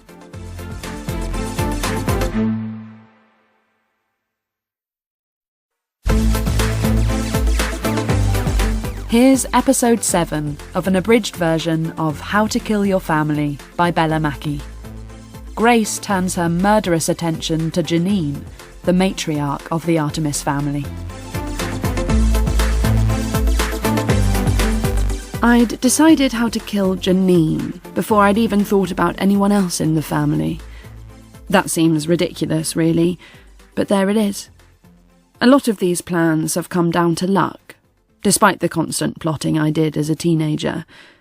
It turns out that the reality is always slightly more given over to chance, or an idea that pops into your head at 3 a.m. Janine's murder was a bit of both. I read an article in some Sunday supplement 3 years ago about the rise in the Internet of Things, a term which basically means a bunch of devices connected to the internet which can communicate with each other. Collate a shopping list when you run out of cleaning products, for example, or turn on your heating when you're set to come back from holiday. The most normal people come to having a smart house is by buying an Alexa, which they smugly instruct to play music in front of bored friends. But for the uber-wealthy, it can mean linking up your entire house and everything in it. Guess what Janine had done with her penthouse in Monaco? That's what I mean about chance. I read that piece with only a vague interest, and 3 weeks later, Janine was in the magazine Lifestyle, a monthly glossy which mainly featured very rich women photographed on plump sofas. Janine's feature focused on the penthouse, which housed 9 bedrooms, 6 bathrooms, and a, wait for it, serenity room, which seemed serene only in that it didn't contain any furniture apart from 1 cream sofa and a floor-to-ceiling mirror. Janine explained that she retreated to it when life gets overwhelming and I need to recenter, which didn't explain the mirror, but perhaps sometimes it's better not to ask. The reason she moved to Monaco, she explained, was for her health. A heart scare made her reassess how she lived. There must be an awful lot of health benefits in the Principality. The tax loopholes, not mentioned. As the interview spread out, the interviewer prompted Janine to talk about her clever wardrobe. Janine explained that every item in her cupboards was itemized, photographed from every angle, and stored in a database which she could access from an iPad. It made dressing in the mornings a dream, she told the magazine, because the system could tell her which item to match with what. The technology didn't stop with the wardrobes, though. Everything in the home had been connected to the internet, Janine explained. The lights were no longer turned on with switches. The oven did not have buttons. "Not that I've cooked in a while," she trilled. And even her morning sauna was temperature-controlled by the Smart Hub. It felt like a house connected to the internet would be worth at least a little research. Could you use this technology to nefarious ends? Was it completely secure, or could it be hacked with little effort? Could I find someone I trusted enough to help me? That weekend I spent 28 hours online. I looked at thousands of posts by amateur hackers who boasted of their successes, crowing about infiltrating clouds, hubs, phones, and cameras in language that was almost completely alien to me. I posted a message. It was vague and short, explaining that I was female, 16. I figured that might appeal to some white knight nerd, and wanted help to mess with my horrible stepmother. Suffice to say, my plea was like honey to a bee. I replied to the least disgusting messages and blocked everyone else. I spent the next week drip-feeding further details to 3 users, seeing how they'd react. The one I held out least hope for was Cold Stoner 17, who seemed not to be able to use proper words and replied with gifs which I didn't understand. I was about to cut him loose when he messaged me at 7 a.m. one day as I was getting ready for work. "Yo," he typed, "when we freaking out the old lady then? I hate my stepmom too." The language was basic, but the full sentences were a start.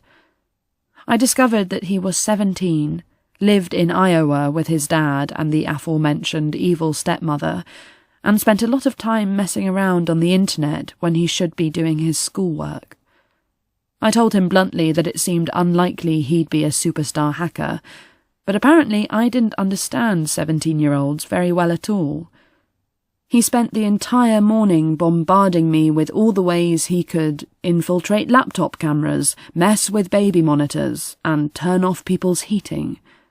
It was mild stuff, but it still sounded more impressive than anything I could attempt, and so, instead of binning him off, I engaged with him.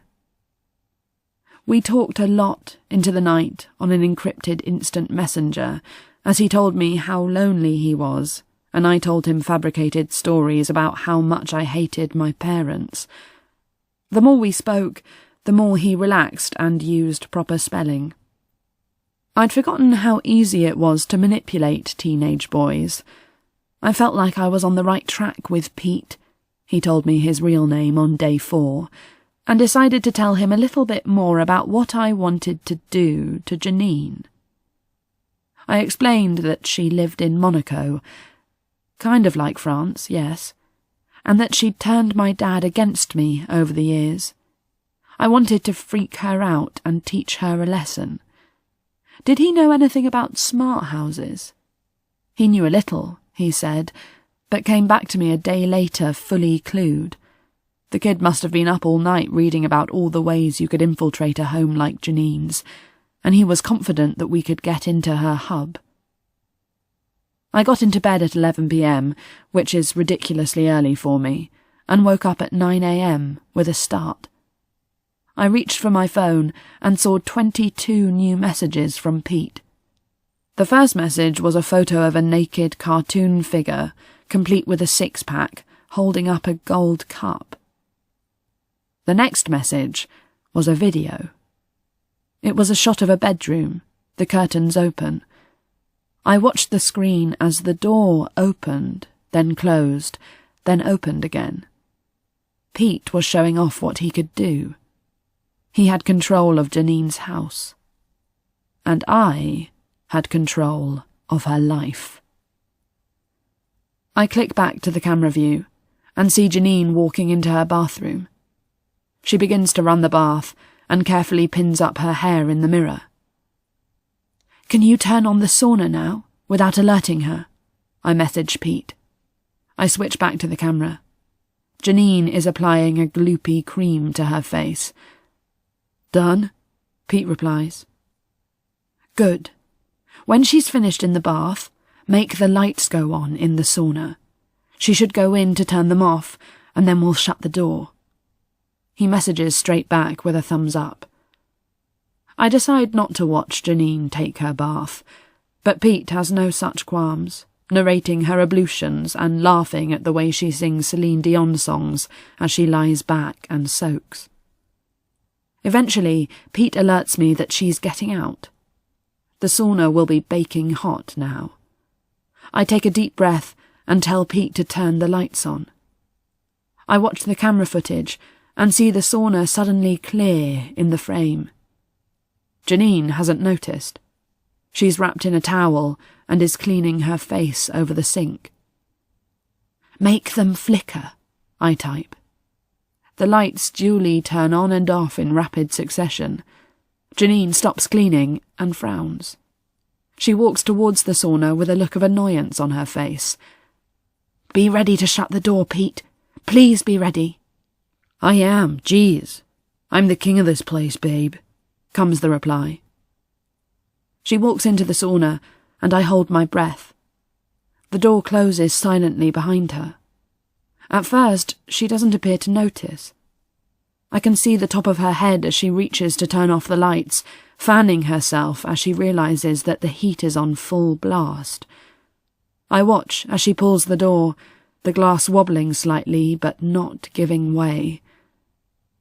"Lol, she's realizing she's stuck," messages Pete, but I ignore him, transfixed by an increasingly panicked Janine, who is now pressing a button repeatedly. "That's the alarm, huh?" says Pete. "I've deactivated it, obviously. Nobody can hear you scream, lady." Janine has sat down now, and hidden by an angle I can no longer see her, but she's banging on the glass, and her dog runs into the bathroom, alerted by the noise. She can hear him, and stands up, her eyes peering over the frosted strip on the door. She tells him to get help, an absurd order which shows me that she's getting frantic now. He looks up at her, ears pinned back. Then he tilts his head, turns around, and walks out of the bathroom. I flick images and see him lie down in his little bed in the hallway and promptly fall asleep. I check the time on my phone. She's been in the sauna for 15 minutes. "What's the temp in there?" I ask Pete. "Let me check. It's 110 degrees. Want it higher? She might pass out." "Crank it up a little. I don't care if she faints." I distract Pete from watching the CCTV too closely by talking about a potential trip to Iowa, and he rises to the bait immediately, telling me how cool it would be to hang out in real life. We go back and forth on what we'd do together, him getting increasingly flirtatious, and me suggesting wholesome activities that his church leader would have approved of. All the while, I keep an eye on Janine, stuck in that little hot cupboard. There's no movement that I can see, and I realise that if I want to talk to her, I'd have to do it now. I tell Pete to patch me in. I lift the phone to my chin and speak quietly but clearly. "I just wanted you to know why this is happening to you. It's not an accident. You've probably realised that by now." She starts to yell something, frantically banging on the glass door. "Be quiet. You don't have the energy for a fuss. Your husband left my mother with a baby. He abandoned her. He rejected me. And your family have lived a life of complete pleasure and comfort ever since. Is that fair? It didn't seem so to me." She looks wild now, one hand clawing at her neck. "It's getting harder to breathe, huh? I'll be honest, I considered not explaining any of this, but I wanted you to know the backstory as a courtesy more than anything. My father, your husband. That's why you're in there. It's good to know who to blame, isn't it? Pete messages me. Mega funny, but it's been ages now. I think she's really struggling, BB. Should we let her out? I don't care if she stacks it, but it's your call. 1 minute. She's fine. Turn it up a notch and give it a bit longer, I reply, staring at Janine, who's tracing something with her finger on the glass. I strain my eyes, trying to make it out. She makes a noise, but it's muffled. Did you want to say something? I say. But she's not listening now, intently moving her finger up the glass again. She's barely able to move more than a millimetre before stopping. We watch in silence until the first shape becomes clearer. A letter G, wobbly and small but clear enough. I feel a tiny pang of nausea. Pete is engrossed. What is she doing? An SOS message? The next letter starts to take shape, a long line, and then, as she tries to prop herself up against the door, a circle stuck to it. She's drawn an R. My vision goes a little blurry. She is going to write Grace. She knows. She knows everything. She'd probably always known about me, about my mother, and now she's going to expose me. When Simon finds the message, he'll know. Maybe not immediately, but he'll put 2 and 2 together, think back over the other deaths, and realise what was happening. Turn it up, I message Pete. All the way. The bitch deserves it. God, you really hate her, huh? That story was mad. Cranking now. Janine is trying to finish the R. Her perfectly coiffed hair is stuck to her face, which is mottled, parts turning a weird purpley blue. And then, as I watch, her finger slips down the glass, her head disappears from sight, and there's a loud thump. Silence. I down a glass of water. No movement. The shaky G fading away into nothing. Pete didn't go to pieces and panic about what we'd done, as I worried might happen. Instead, he was euphoric, wanting to go over and over the day's events, sending me memes about barbecues and asking who we could target next. This could be a business, baby, he texted me a week later, as I was drinking a glass of wine and contemplating what colour to paint my toenails. The hormones of a teenage boy are not to be messed with, so I didn't throw the phone in a river and disconnect from him entirely. The boy was infatuated, and I didn't want to test his tech limits, so I handled it delicately. Mainly by finding God. A sudden flurry of Bible passages every time he messaged me something flirtatious really slowed down the frequency of his contact. Nothing like a bit of smiting to get rid of a horny teenager's spontaneous erection. That's how teenage relationships should be. They burn short, but boy, do they burn bright.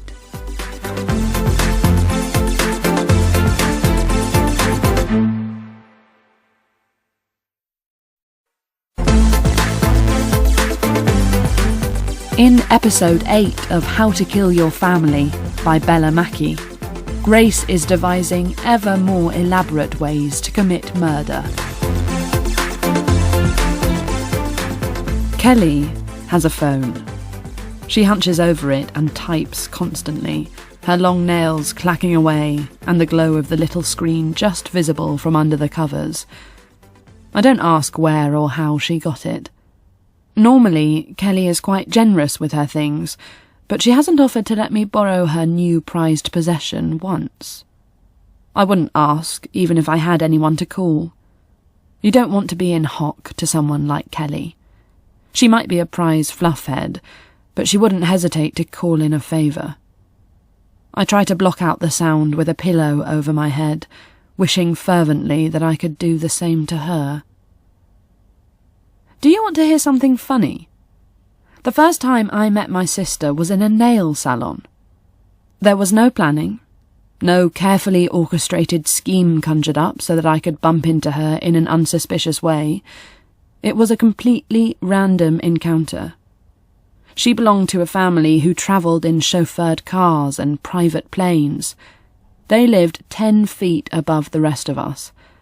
And yet here she was, sitting next to me, asking for a gel manicure, not saying please. Bryony Artemis has one of those faces you've seen before. I don't mean that she looks like a girl you know. She absolutely doesn't. But she's got a look that social media has made ubiquitous. Pillowy lips, a bundle of glossy, wavy hair, a body encased in athleisure. I knew it was her in seconds. I didn't spend years watching her grow up online without knowing innately what she looked like from every angle. What a depressing waste of brain space. What did you spend your 20s doing, Grace? Well, I watched an entitled airhead make vlogs about lip balm, and I learnt all about her top 5 sunglasses shapes. She was looking down and typing intently on her phone, with one hand stretched out in front of the manicurist, as though she were giving her a gift. I didn't have any feelings towards her other than a complete but detached fascination. Would I have been like her had I grown up within the moneyed bosom of her family? Probably. I don't kid myself that I'd have done anything differently. Her cousin tried, bless him, but he wasn't really carving out his own life with those frogs. He was just rejecting the life that he was given, one that he'd have had to battle to stave off for the rest of his life.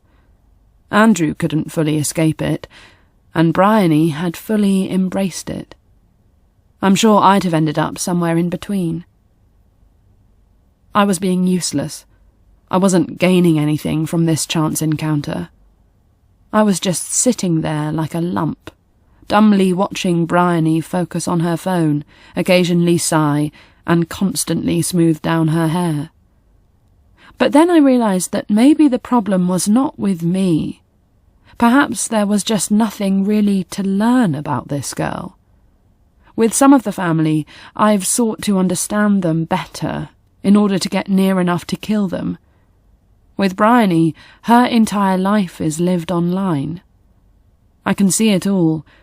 There's just not much to it. Bryony didn't have a job. Sure, she dabbled in modelling, but she never did a job that would surprise you. Still, in a world where women are constantly exhorted to be a girl boss, she had to do something to justify her life of handbags and back-to-back exercise classes. So, Bryony did what any less than self-respecting person does in the modern age. She became an influencer. It was a perfect fit. She made video diaries which detailed her day-to-day activities. One video, with 180,000 views, revolved entirely around a trip to the osteopath, and posted photographs of herself in various bored-looking poses, using a variety of backgrounds. By backgrounds, I'm talking about exclusive holiday locations, often accompanied by hashtags which suggest that she's desperately in need of a break. #needed this. She interspersed photos of such holidays with sponsored posts which looked just like the rest of her feed. These adverts were supposed to show you how to be a bit more Bryony. Tooth whitening kits, flimsy dresses available for next-day delivery, a plated ring with her initials that she described as a must-have. Bryony's openness on social media had provided me with a lot of options. I had too many. I fell down scenarios of such complexity that at one point I was researching how quickly I could get a helicopter pilot license. I had to reassess. While not all of my plans had been elegant, they had been effective. Sometimes the lack of style bothered me. Who doesn't want to dispatch someone with a bit of wit? As it happens, the plan I settled on did have an element of humour to it. There's one other thing I knew about Bryony, and initially I almost wrote it off as something she'd exaggerated for effect. All social media influencers try to show some minor vulnerability. It helps the brand. Some pretend they have a palatable mental illness. Anxiety often works, never psychosis. Bryony cast her net for something.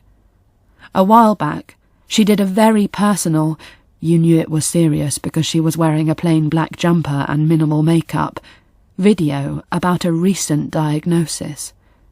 Trembling, she spoke directly to camera, explaining that after an evening at Vado, she'd collapsed and stopped breathing. After extensive tests, the culprit had been revealed, and she could never eat a peach again.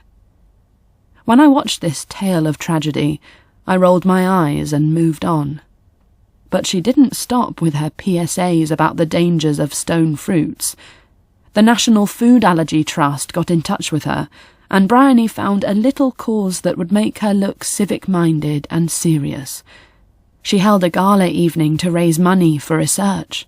She'd tell her followers to be mindful of friends with allergies, a service only slightly undermined by the fact that she'd teamed up with a private allergy testing company and recommended their £79 testing kit so that you too could see if a seemingly innocent fruit trifle might kill you. #ad. Her feed soon filled up with photos of couture and sunsets, and I'd half forgotten her stone fruit crusade, until one night when she live-streamed an A&E visit. Someone had given her a cocktail, blithely assuring her that it was peach-free, and she'd gulped it down, before immediately recognising that tangy taste and running for the exit in a wild panic. Because her friends were idiots, or, more tragically, perhaps because they didn't really know her, nobody put two and two together and realised that she was having a serious allergic reaction. It was only when she turned purple and hit the floor that an ambulance was called. I wonder if the experience of an NHS A&E was almost more traumatic for Bryony than the episode itself. You know where I'm going now, don't you? You should. It's incredibly obvious. But why shouldn't this one be easy? Some of these kills took proper planning. Let's not forget the weeks of frog drudgery and the deep dive into London's sex party scene. I took myself off at lunchtime to buy 6 luxury beauty products, in cash, from a few different department stores. I bought a range of face creams, one with peach seed extract. When I got back to the office, I locked myself in the disabled toilet, spread them out on the floor, and got to work. The most expensive bottle contained a face mask made of pearls, and I hazarded a guess that Bryony would have an eye for the most high-end product. This was the bottle I was staking it all on. It was a tree to be hidden in a forest, hence the other products ready to be packed beside it in a fancy box. All nice stuff, but she'd have tried most of it already. And there's nothing as alluring to a vain Instagrammer as a new product promising a level of luminosity not seen before.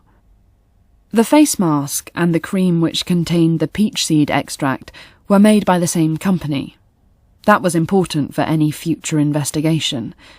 The other products were a mishmash of brands.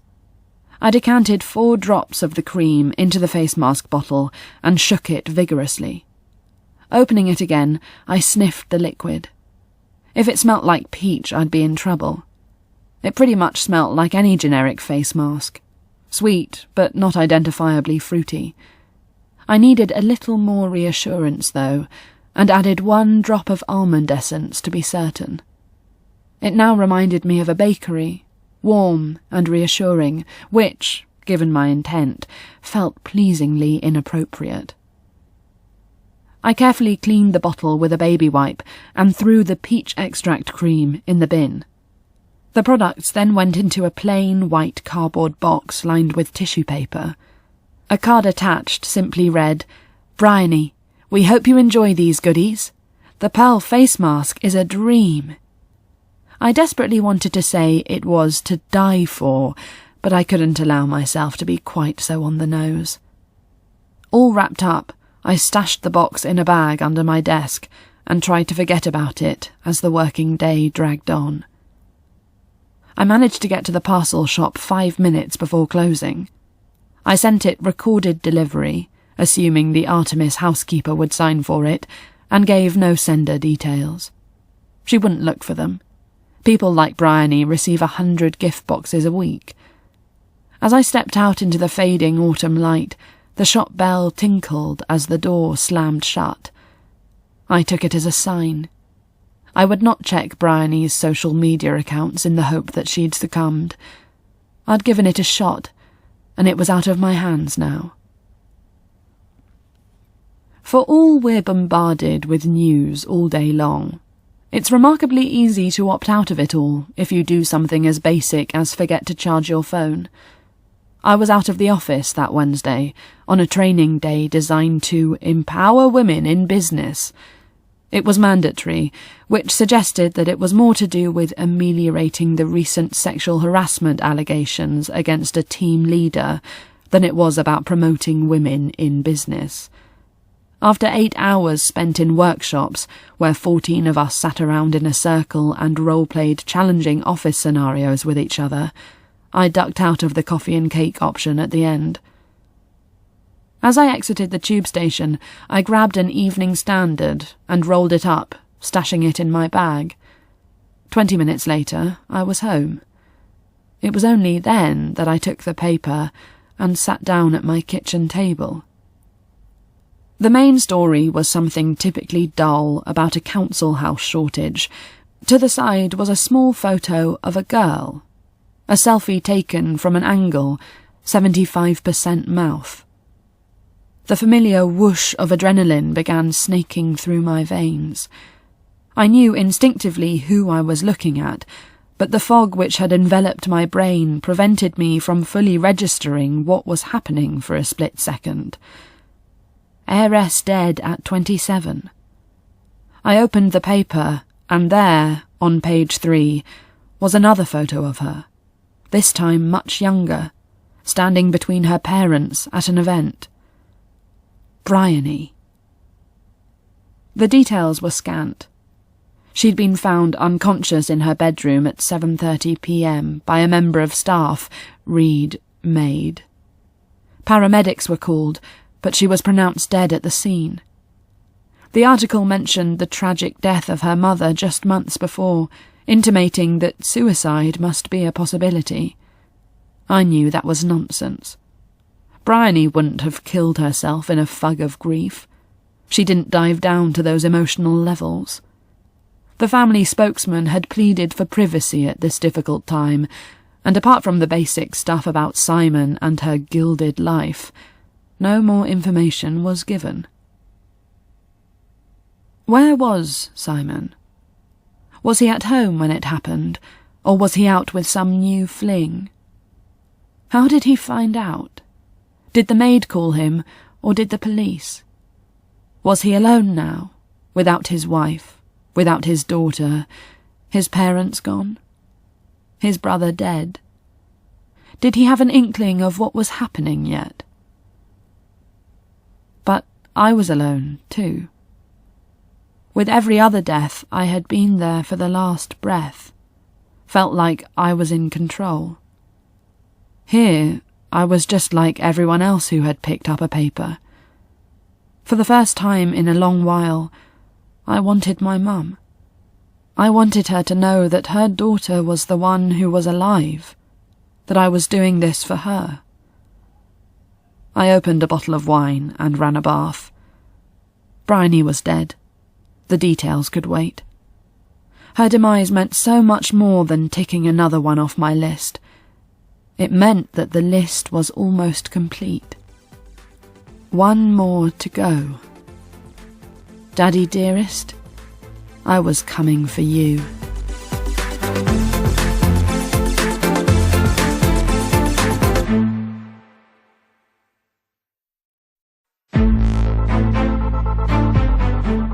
Here's episode 9 of How to Kill Your Family by Bella Mackie, and there's good news for Grace.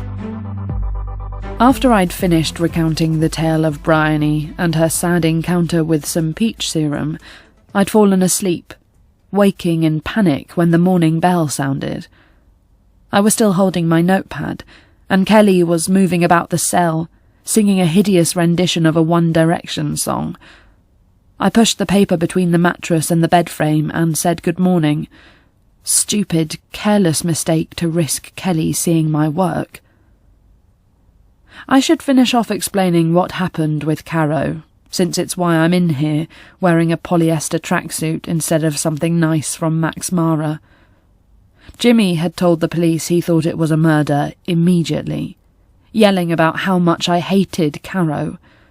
My jealousy, it was suggested, led me to push her violently off the balcony and hope that it would look like a tragic accident.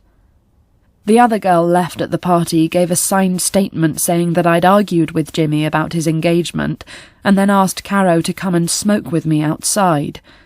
This mousy girl, who I later found out was called Angelica, and who was decidedly less weedy than her appearance had suggested, was instrumental in the case against me.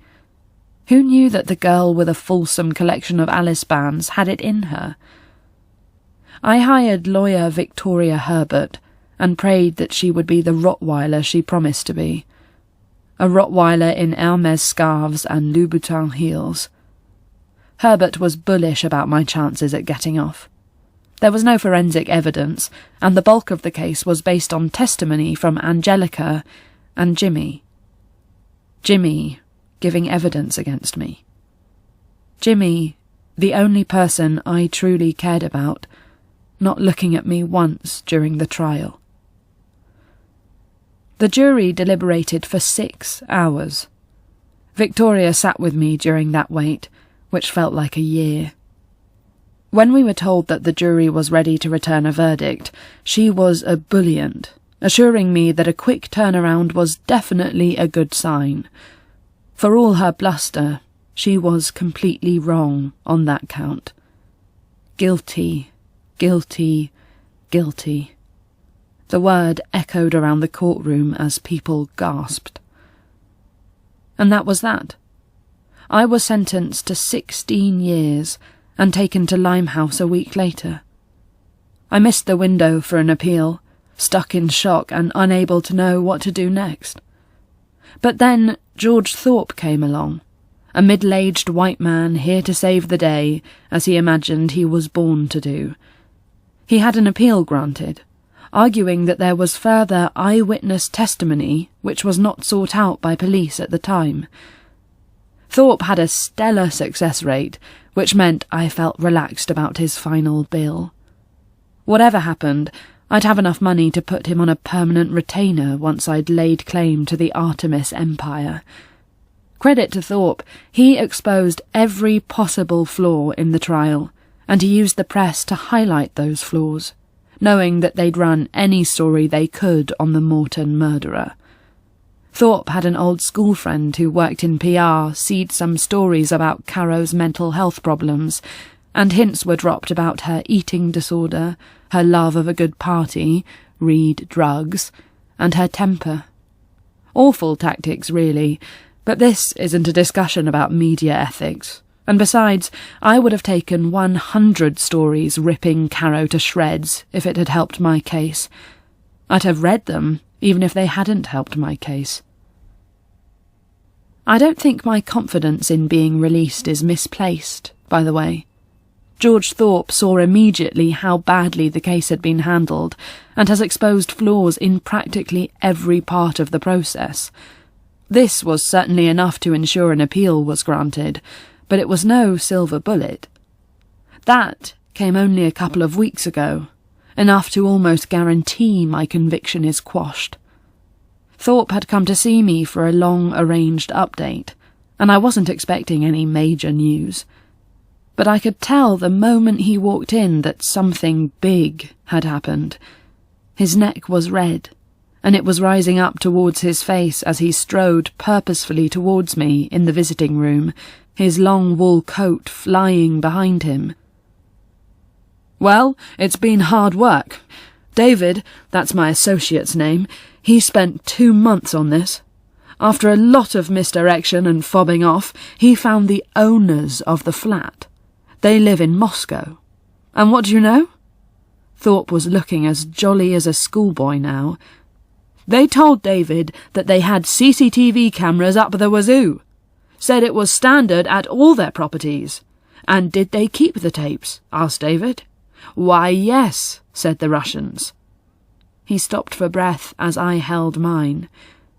David has a copy, Grace. He's watched them, and they will be in the office as soon as the footage has been verified by an expert. It doesn't show the entire balcony, but it shows enough. You're not in scene when Caro takes her final bow. I can't get you out today, sadly, but you've only got a few more weeks in here, and there can be no doubt that this footage will exonerate you completely. The moment my conviction was quashed, Jimmy got in touch. Well, actually, the CPS had been in touch with him a week before the final decision to inform him of the new evidence. He'd written a letter for Thorpe to give to me almost immediately. I won't relay the entire thing, going on as it did for 3 full pages.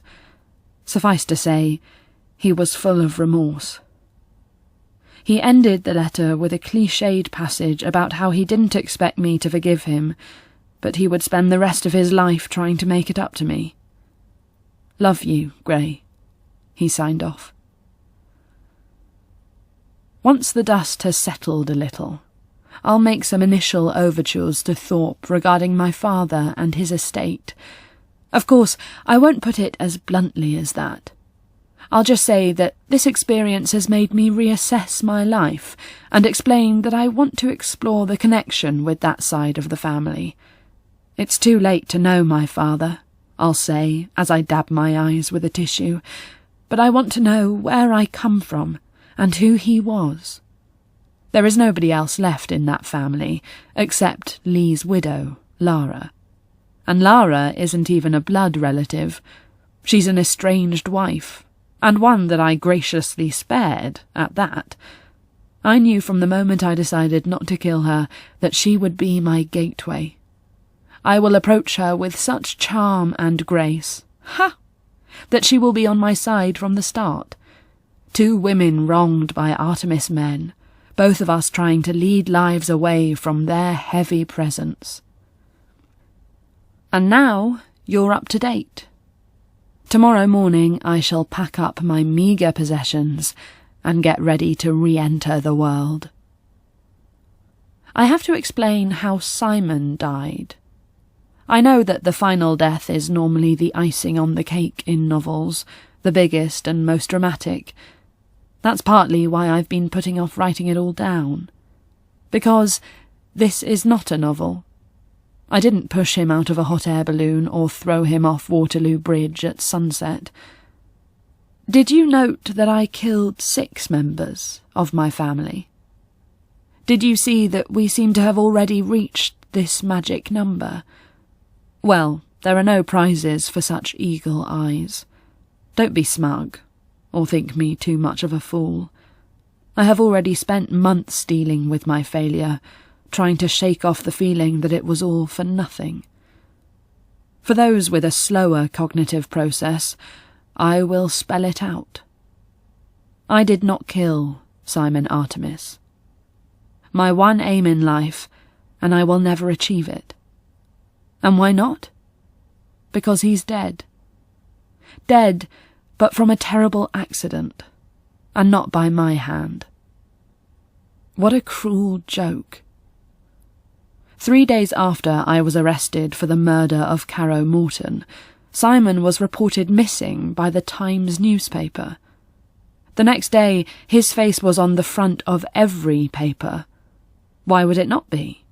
The story had everything: money, power, death, scandal, and an intriguing mystery.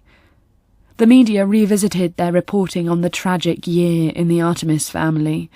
Lee, whose death had been hushed up at the time, was outed as a sexual deviant.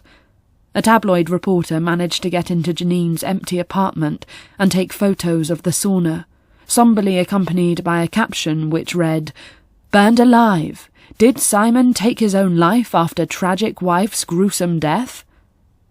Before there was any real certainty that he was dead, friends of Bryony used the story as an excuse to post photos of her with the hashtag reunited in heaven. If heaven welcomed in sleazy moguls and spiteful posers, then something had gone horribly wrong in Elysium's HR department. Simon had disappeared at sea. This makes him sound like an ancient mariner, when in reality he'd started off on his speedboat while drunk, despite warnings from the crew. He'd fled to his villa in Saint-Tropez, apparently. I didn't even know he had a house there, given that it's just around the coast from Monaco, but perhaps Janine wanted a country house for much-needed rest. An assistant went with him, out of concern that he might do himself harm, which was pretty prescient, as it happened. According to the assistant, Simon was driving too fast, pushing the boat up onto its side. Alarmed, the assistant went to take control, and as he pushed past him, my sozzled father tumbled over the edge. The boat was travelling fast, and the assistant took a while to figure out how to get it under control. By the time he'd managed to slow it down and turn back, Simon was under the waves.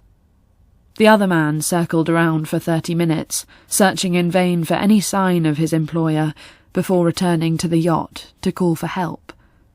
But the expanse of water proved too much, and Simon Artemis was presumed dead. And as I write this, the authorities have yet to find any trace of him. Not even a monogrammed cufflink remains. He is gone. He never got to know what I had done. I wept for 2 full days. The sorrow I felt was worse than when my mother died. Not for Simon, but for all I had pinned on killing him myself. That it would make my life mean something. I would avenge Marie and prove that I could rise above my circumstances. I would make things fair. Now all I had for my troubles was the knowledge that I successfully killed some pensioners, drowned a nice boy who wanted to help amphibians, enticed my uncle into a deathly sex club, and bumped off 2 spoilt women the world would never miss. Not quite the glorious victory I had envisaged for myself. The thing that changed my attitude was reading that Lara had announced that she'd be opening the Artemis Foundation to help migrant children. I enjoyed this immensely, imagining this to be her final fuck you to a family only slightly less likely to care about the plight of vulnerable minors than the witch in the gingerbread house. But it also panicked me. Just how good was Lara intent on being? If the money was about to be tied up in charitable trusts, I'd have a hard time accessing any of it. It's perhaps not a great endorsement of my character that I was boosted into action by the worry that my money would be given to scared refugees, but we are who we are. I've killed 6 people. There's very little point in panicking about my moral fibre now. I got to work then, any lingering depression fading away remarkably fast. I've even managed to reframe my failures. I didn't get to kill Simon. No point trying to soften that blow, but I did dispatch 6 members of his family in pretty quick succession, causing him great fear, confusion, and grief, which followed him all the way to his final moments. I comfort myself with the knowledge that he would never have been drunk and manic on a speedboat without my actions, so I did play a vital role in his death, even if I couldn't be there to witness his glorious demise. I don't like boats much, so perhaps it all worked out for the best, in some strange way. I had a good hand, even if it wasn't quite the royal flush I'd hoped for.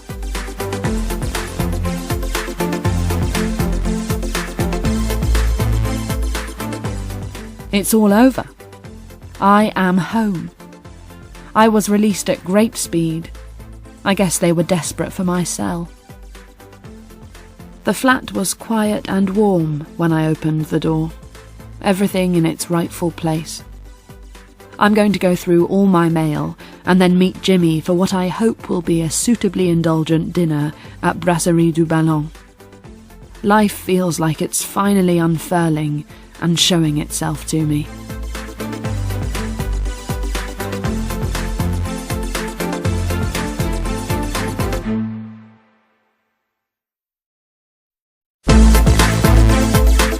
The final episode of How to Kill Your Family by Bella Mackie serves up a twist. Grace gets a letter.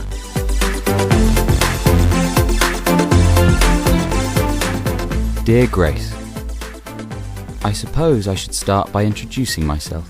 My name is Harry, and I am your brother. Not the same mother, of course. That would be nonsense. Same father. But that's probably obvious. I'll start at the beginning. I didn't find out who my father was until I was 23 years old. Well, that's not quite right, actually. I spent that time with a lovely father, Christopher. But Christopher had a heart attack and died. We were all inconsolable.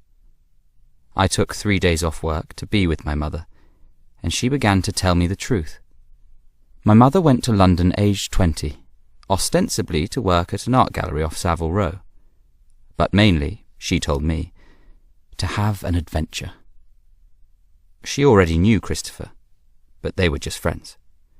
One night, at the nightclub Vanessa's, she was sitting in a booth with a group of girlfriends when a waiter brought over a glass of champagne and told her that it was from the gentleman at the bar.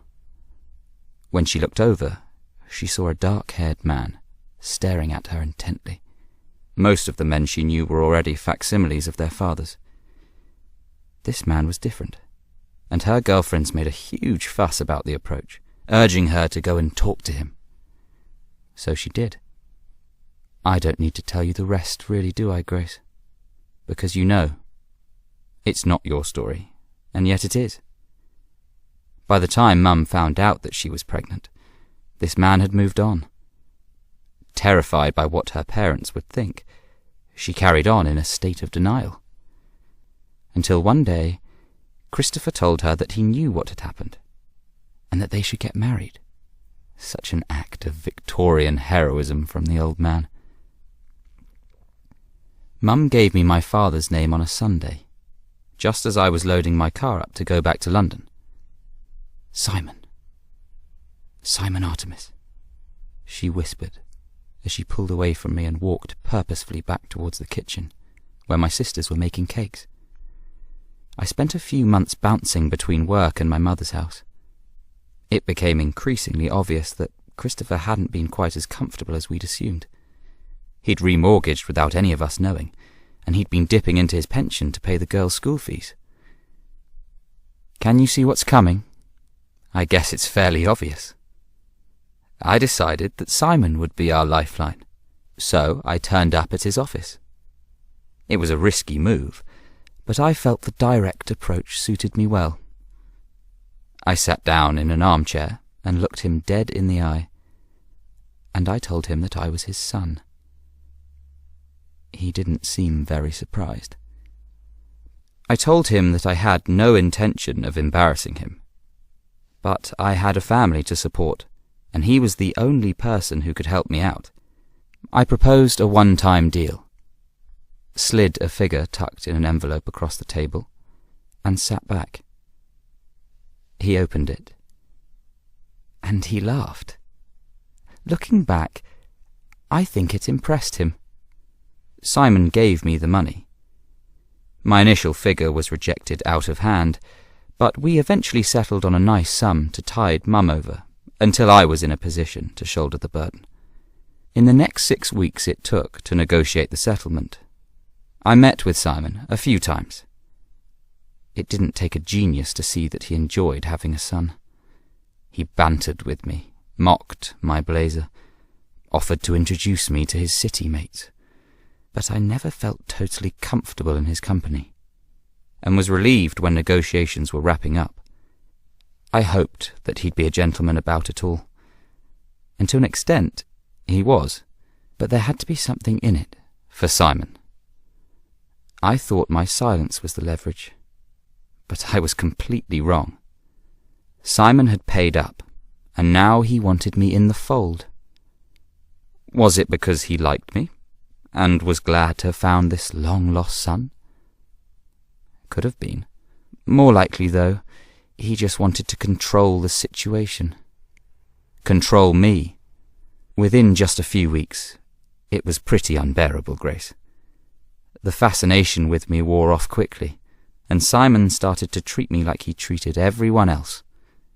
That meant I was expected to jump to it when called. I was done with this late-in-life dad. I was going to write him a letter, explaining that I was grateful for his help, but emphasizing that I had spent 23 years with a wonderful father and wasn't looking for a replacement. But that night, Simon's parents were killed in a car crash. I found out when he called me sobbing the next morning. I'm not a monster. I couldn't leave the man crying alone.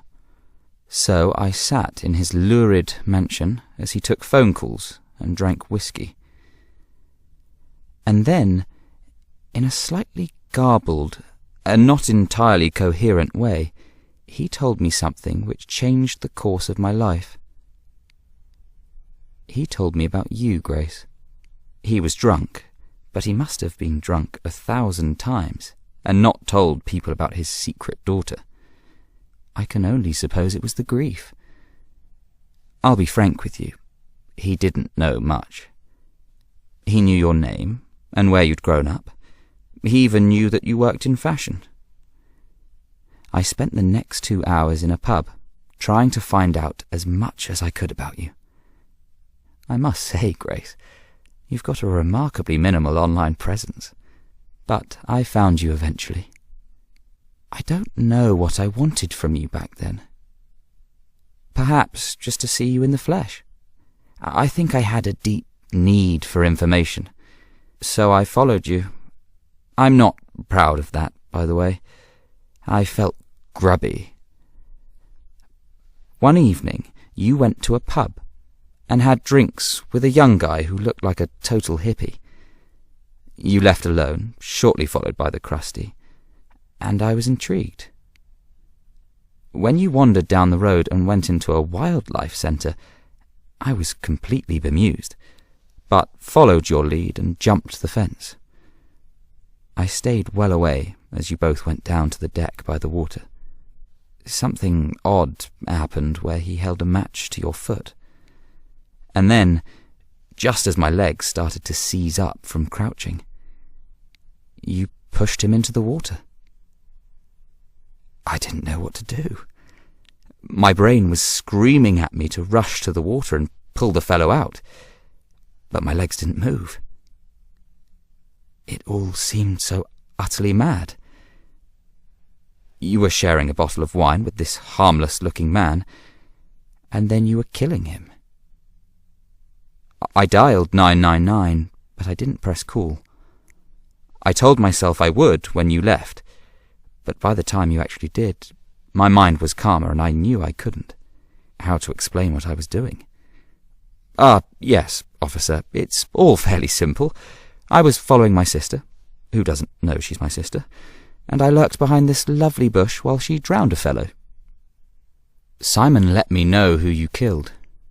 An accident, he said. Andrew was troubled. So you'd killed our cousin. But why? You wouldn't benefit from his death financially, and I couldn't see what you got out of it emotionally. I kept on following you, desperate to figure it out. A few months later, you started to go to nightclubs and bars alone. You were on the hunt. For our uncle, it turned out. That's when I started to figure out what was going on. You were killing our family. Now I had to decide what to do with this information. After a few days turning it over in my mind, I decided that I would let whatever you were doing play out. 2 things made my decision. One is that I wanted Simon out of my life. I could now see the future, and it involved spending time with him whenever he demanded it. The other thing was, if you did succeed in cutting down the lot of them, I'd be in line for some of the fortune. You see, Grace, I'm a happy hypocrite. I didn't want much to do with dear old Dad, but I would be completely at ease with taking some of the spoils. I watched you continue on with your course of action. I still don't fully understand why you let Lara off. Did she just seem like small fry? I wasn't there for Bryony, of course, but I very much enjoyed how you executed that. Well, her. That's when Simon really started to unravel. He loved Bryony. Beyond the pain of losing her, he also began to get paranoid. He'd tell me repeatedly that someone was killing off his family. He became more and more unbearable as the weeks went on, and from what I could see, you weren't doing much. I was confused by your lack of momentum. I was barely able to function at work because he called every 5 minutes, crying or drunk or both. Eventually, I marched round there and told him that I couldn't do it anymore. I told him he was behaving appallingly and couldn't treat me like one of his assistants. He walked over to his desk and sat down. I carried on listing the ways I felt he wasn't being a gent, getting so worked up that I wasn't paying attention to what he was doing, until he came back over and presented me with a cheque. It was made out for £500,000, and told me that if I went with him to Saint-Tropez for a week, he'd make sure it was worth my while. That kind of money was impossible to ignore, and that is why, not 6 hours later, I stepped off a private jet and out into the warm French air. On our first day in France, Simon crashed out on a sofa, and I escaped to the veranda. I stretched out in the sun and scrolled through the BBC News site. My eye was drawn to a photo of a beautiful woman. She'd been pushed off a balcony, and you'd been the one to push her. My face went cold. Despite the humming heat, I felt like I didn't understand you at all. Why would you waste all your hard work to throw a love rival off a balcony? How would you get Simon now? I spent 2 hideous days with our father in his villa, where he shoved a frankly astonishing amount of cocaine up his nose, and refused to open the curtains in case someone was watching the house. On the 3rd morning, I awoke to find Simon standing over my bed, eyes bloodshot and shirt ripped. He'd clearly been up all night, and he stank of whiskey. "We're out of here. There's cameras. You're here on my dime, young Harry. We're going for a ride." He took a fresh bottle of Chablis under his arm and staggered to the speedboat, as I trailed behind him. We all have a breaking point, don't we? I didn't know that I was going to let him die. Truly, I didn't. It all just sort of happened, as though I was watching it from a slight distance. My story was accepted as gospel. Why wouldn't it be? I was referred to as an assistant in the papers, but I went unnamed, which was a huge relief. But Lara Artemis got in touch with me to thank me for being so discreet, and she was so nice about it that I told her my true connection to Simon. She wasn't surprised, I must say. Lara is a lovely woman, Grace. She's in charge of the family fortune now, and she's been incredibly generous to me. So, why am I telling you all of this? Well, partly it's because I wanted you to know how he really died. I thought it might help you feel less of a failure, to know that I took on the mantle and finished off what you started. In a funny old way, we were a team. But mainly, I write this to let you know that you need to leave it there now. I need to protect my new life. Along with a sizable chunk of the family fortune, Lara has graciously made me CFO of the new foundation, and we'll be running it together. I set up a little scheme while you were in prison. I hope you'll forgive the slightly dirty tactics. I paid a fairly low-rent investigator to find out who you shared a cell with. It wasn't hard, as it turns out. Kelly had somehow told half of Islington that she was the lucky one chosen to bunk up with the notorious Grace Bernard. I wrote to her and explained that I worked for a firm investigating your crimes for a private benefactor, and wondered if she'd be open to keeping an eye out for certain things. I'll say this for Kelly. It was refreshing to see how little detail she needed once financial remuneration was dangled. She watched you much more closely than you probably imagined, and texted me with much excitement when she realized that you were writing down your life story. She read it, of course. I'm surprised you were so careless. And she photographed every single page with an enthusiasm I was in awe of. Then, just to be sure, she took a few choice pages for fingerprints and the like. I hadn't even thought of that. But I guess when you've been blackmailing as long as she has, you learn to keep hard copies too. So you see, this must be where your journey ends. You cannot kill me, because the history of your crimes will be released immediately, along with a letter my legal chaps have, detailing that any accident which might befall me would be nothing of the sort. You must not contact Lara, or said information will be handed to the police. We've both been through a lot at the hands of the Artemis family, but between us, we're free now. And it might not look exactly how you'd hoped, but you still won. We won. Good luck, Grace. I will think of you often. Your brother. P.S. Don't worry about Kelly. I've paid her handsomely, so I'm confident she'll leave you well alone. Hey, Roomie. It's Kel. Hope the outside world is treating you well. Call me. There's things we need to discuss. Don't even think about ignoring this. I know where you live. Lol. P.S. My mum loved the spoon, but she was confused by the marks on it. I wasn't, though. I'll keep it safe. Miss you. Kiss, kiss, kiss.